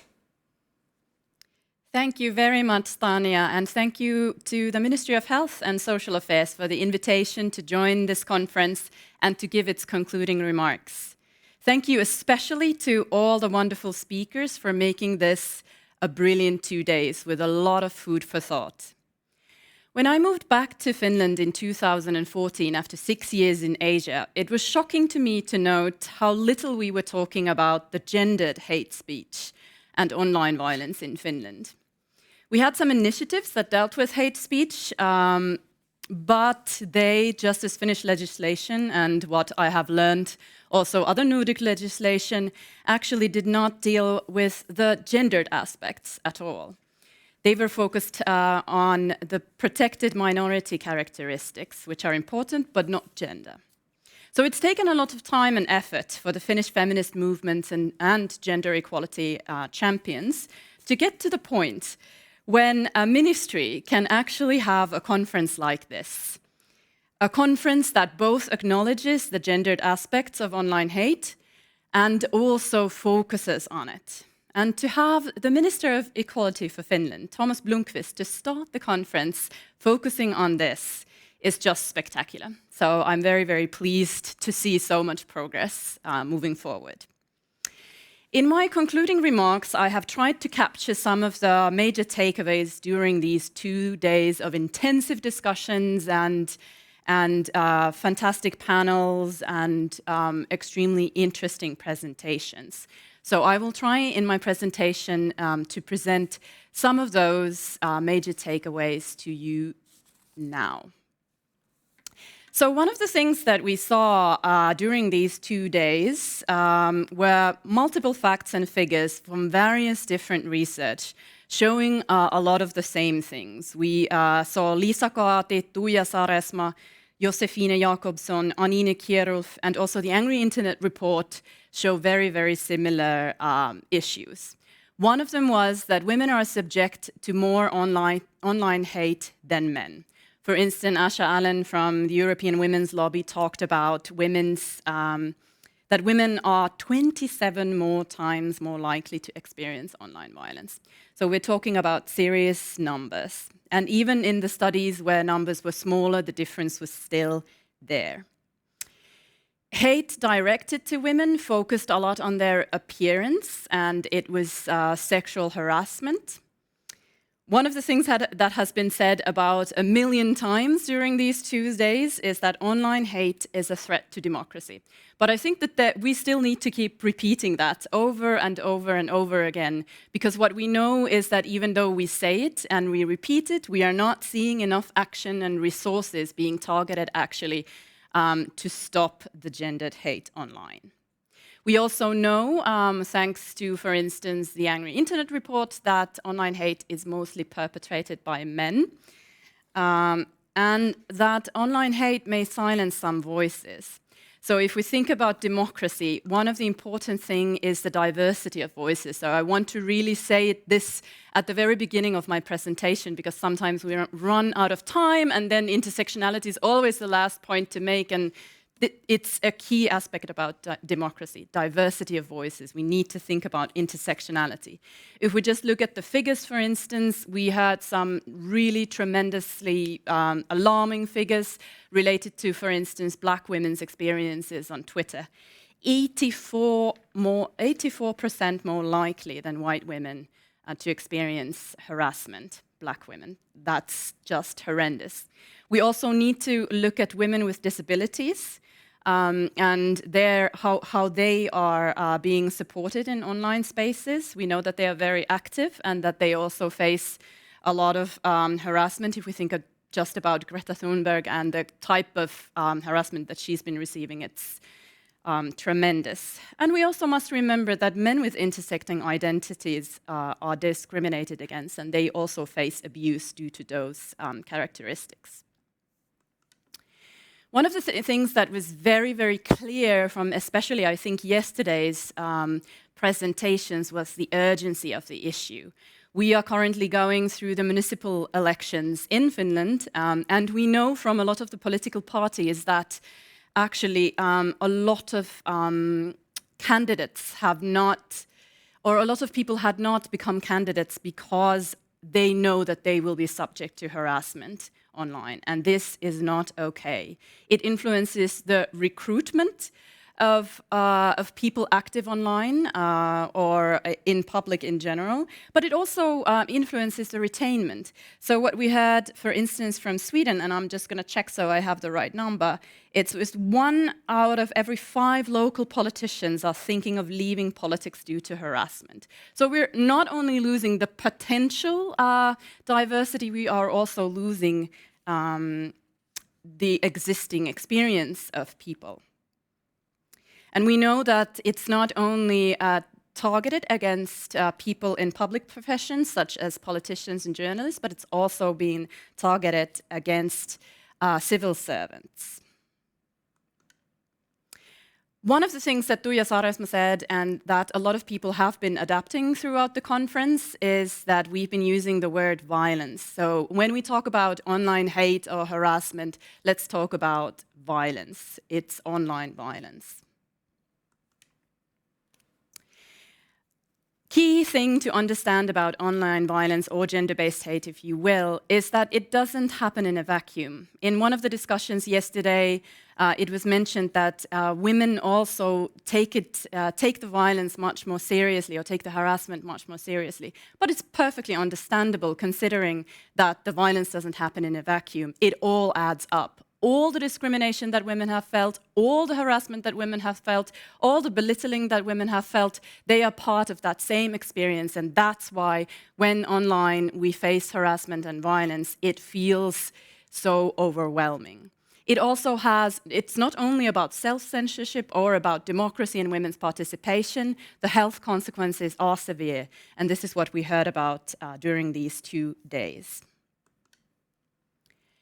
One of the things that also came up in multiple sessions was that online abuse is gendered, but the legal response is gender neutral. So for instance, in none of the Nordic countries is gender considered an exacerbating factor in hate crime. So this really needs to change. Even if the law is gender neutral, it might not be implemented in the same way because of discrimination and unconscious bias. There's a lot of things that need to be done in terms of legislation, and Asha Allen from European Women's Lobby talked a lot on what can be done on the European level. So we need a robust EU regulatory framework, and the online violence needs to be a major part of that framework. And it also is an opportunity for the EU to actually define online violence based on the recommendation of the UN Special Rapporteur. This directive would really act as a cornerstone for the harmonization of existing and upcoming legislation. So there's a lot of things that can be done on the EU level. We talked about prevention. This is super important when we talk about violence.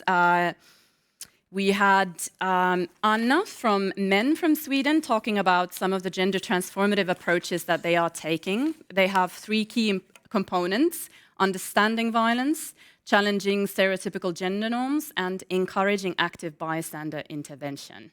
And these came up in a few of the sessions during the 2 days. What was also clear and mentioned by Janneke was the fact that violence can and should be talked about. We really need to be direct when we talk about it. We need to say violence, for instance. Even though it makes us uncomfortable, it is something that can help all of us understand. Janneke had a perspective on children, but I think it really applies to adults as well. We need to be talking about the issue. There shouldn't be silence, and it shouldn't be a taboo to talk about your experiences and the consequences it's having. One of the things that was very, very interesting from the Angry Internet report, and I think that in the next seminar in just a few weeks, you'll have a chance to address this issue and go deeper into it, was that it seems that a large part of hate speech is produced by a relatively small number of social media users. And I think that this is a very, very interesting point and important point to think about if we think about the safety of online spaces. Like, if we are in a bar, we wouldn't let a racist or a sexual harasser dictate what the ambience in the bar is. We would get rid of that person. We would get rid of those people who spoil everything for everyone else. So we need to do the same with online spaces. We, as active bystanders, but also as providers of those spaces, like the social media platforms. This is one of my favorite topics. And we had a panel where we went through this yesterday and talked about it quite a lot. We can expect more from men was a sentence coming directly from the panel talking about masculinities and men's role in ending online violence against women and girls. Something really stuck in my mind that came from Christian Mogensen, who mentioned that individual men do not think as conservatively, but in groups, this thinking intensifies and increases. So really one of the important things for men to do is to change those things that happen in groups of men. And one initiative that was mentioned during this conversation was the locker room talk initiative from Sweden, which is a good thing for everyone interested in this topic to look at. Men need to take the space that they have in societies already and make that space safe. And this also applies to online environments. So as a man online, think about what you can personally do to make the online space safer. There's a lot of things you can do. Yes, also the role of fathers was discussed in terms of the fact that men should take also more responsibility as caregivers and in upbringing and talk about issues like consent with their children. In general, parents and schools need to take a more active approach in terms of discussing on what is happening online, what is okay and what is not, and what kind of things can go wrong there, and that their children and young people can always come to them and talk about it. Yes. Sense of entitlement. I wanted to have one full slide for this because I think this is a very important thing to consider when we talk about the haters or the perpetrators. And this was mentioned in the comments yesterday by David, whose surname I can't remember. And this is very important when we try to think of the solutions. So we know from the Angry Internet report that the men who hate online are actually not angry, they are sad. And they have a strong need to be heard. And this is important in a psychological sense to help those men and support them and get them on board and help them reflect. But it's very important also not to, at the same time, then change the focus of the conversation, again centering men. So a lot of the challenges sometimes in discussions is that who gets space, who is represented, who is listened to, and whether the conversations are survivor-centered or whether they're perpetrator-centered. So when we talk about that, we must think about the sense of entitlement. We need to do the work that we do with the men in a way that makes them understand that they are not entitled to women's bodies, they are not entitled to women's space, and not entitled to women's time. This is a topic that I could talk about for a long time. That's why I'm trying to check from my notes and check the time. But please remember this. Think about sense of entitlement and how that influences also perpetration of online violence. We heard a lot about different kinds of strategies of combating online violence. We had Tordis, who talked about humor. She was using a lot of really innovative way of reclaiming her space online. Like, she received a lot of hateful comments and she replied with humor. In some cases that can work. We know that in some cases making art out of the hateful comments that you get can really make you feel reclaim your space. We know that feminist organizing is what we need also online. We need peer support online. We need to be supporting each other. There are small things that we can do. We can go and make threads positive by changing the tone very early on. And this is just one example of activism of what we can do. Facebook talked about some of their initiatives. For instance, the Hidden Words initiative on Instagram, where hurtful comments can be manually screened. So you can mention, I don't want to, this hurtful word, I don't want to ever see it. There are challenges from blocking women and minorities actually seeing what kind of comments they are getting, but in some cases this can be a very useful tool. We also learned about the Women's Safety Hub, which is collecting women's safety information together, and I think that's just being launched.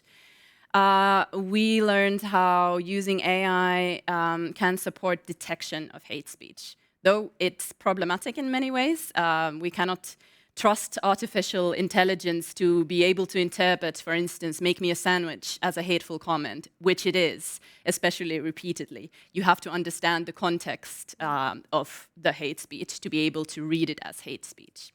We heard about a lot of police initiatives. It's not only about law, but there are a lot of preventive things that police can do.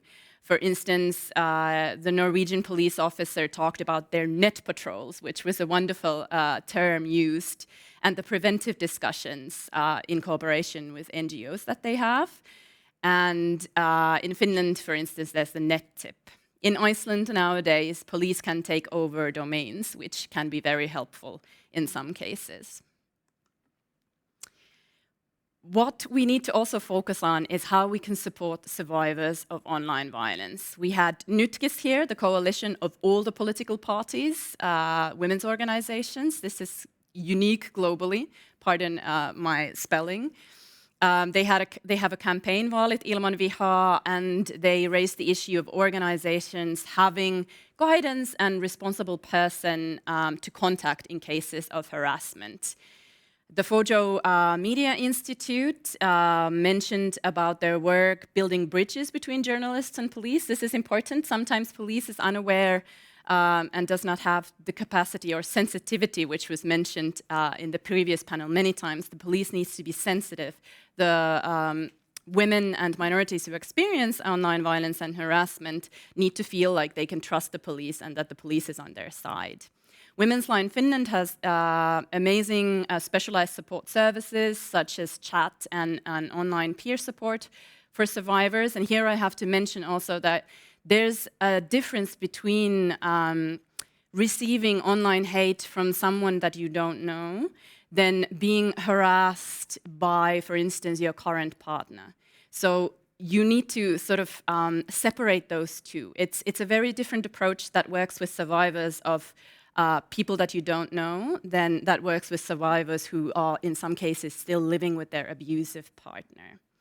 Kynnys ry raised a lot of important points about women with disabilities, and one of the things that I really thought was so important is that women with disabilities cannot be invisible. They are actually very active online, and they do a lot of important feminist work there and raise awareness. So we need to make sure that all support services are actually accessible. So sign language, plain language, everything needs to be accessible. With trans feminines, there's very specific support needed for trans women as they face violence related to being women, but also being trans. And then we also learned about some of the initiatives in Norway about regional ombuds, people supporting survivors and their parents regionally, which is a great way of taking the services to the people. I have 1 minute left if I'm following the time correctly. You have more, but I'm a policeman's daughter, so I always follow the time very carefully. I hope this has helped you get a little bit of sense of all the different things that we've been talking about during these 2 days.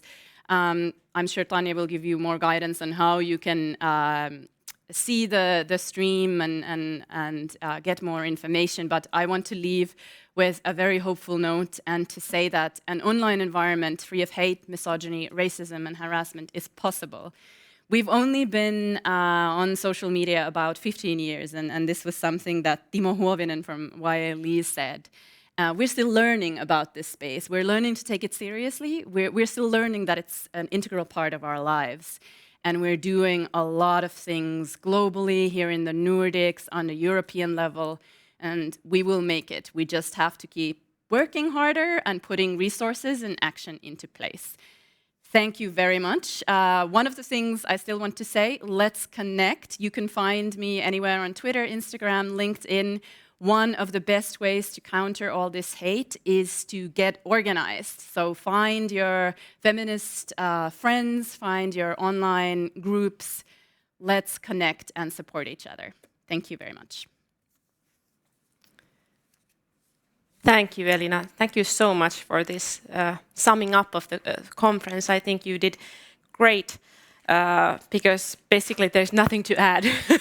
I think it was really good. You really well put what was being said in these 2 days, and sort of now I'm just going through in my mind, you know, like the bar analogy that you presented. Like if somebody's behaving badly in a bar, you as a group, you remove that person, you complain, and then, you know, they're gone. But from the bar, I mean, but you know, why does this not work in the digital space? And also, we are talking about entitlement of women's bodies and our right to our own bodies. And also, I think it's really well put that we have to expand that notion to space and time. That's really important, and that's what we are talking about when we are talking about online violence and gender-based violence. So, dear conference audience, dear friends and colleagues, we've had a very inspiring 2 days, but it has also been taxing 2 days. Gender-based violence is not an easy topic. For us, working in the field of gender equality, it's sort of business as usual. It's a horrific way to say it. And at the same time, sometimes somewhat overwhelming. Also, it can be something, unfortunately too often, that we've experienced ourselves. Nevertheless, it affects us all deeply. And this is something that I gather from this conference, from these 2 days. I'm looking at my pre-prepared notes here, and there's nothing new in these notes. It's been all said so many times during these 2 days, but as Elina pointed out, we need to say these things. We need to say them again and again and again until we are all tired of hearing them, and still we have to keep going. And so, as mentioned before many times, Hate speech and online harassment and gender-based violence has its roots in societal inequality, misogyny, and stereotypes. And it's about power structures, as we well know. And of course, it seeks to silence individuals or groups of people on the basis of certain characteristics, such as gender, age, color, disability, or sexual orientation. And of course, very often these characteristics intersect. So I think it was really important for Elina to bring out the intersectionality in the beginning of her speech, because this is something that can't be left at the last section. And it is all, of course, very linked to sexism, which, well, unfortunately, is still very much alive in our societies. We have so stereotypical perceptions of what genders are like and how they should behave and what their roles are in the family or in the society. And of course, hate speech very well plays into all that. So it is basically trying to show women and girls their place in the society, which is a very narrowed and controlled place. And you know, we were also talking about the elections, a very topical issue now in Finland, and the report was referred to where it said that a third of municipal decision makers have been subject for hate speech because of their work. And this is just not acceptable and mentioned so many times before, but hate speech is therefore definitely a phenomenon that undermines democracy. And this is something that I think these elections especially has brought out already. Like, I've seen so many posts and comments about what is actually happening to especially the young women on the streets in these elections, and I think it's alarming, and that is something that we really have to work on. Sort of now our eyes are wide open about this problem, this horrific problem.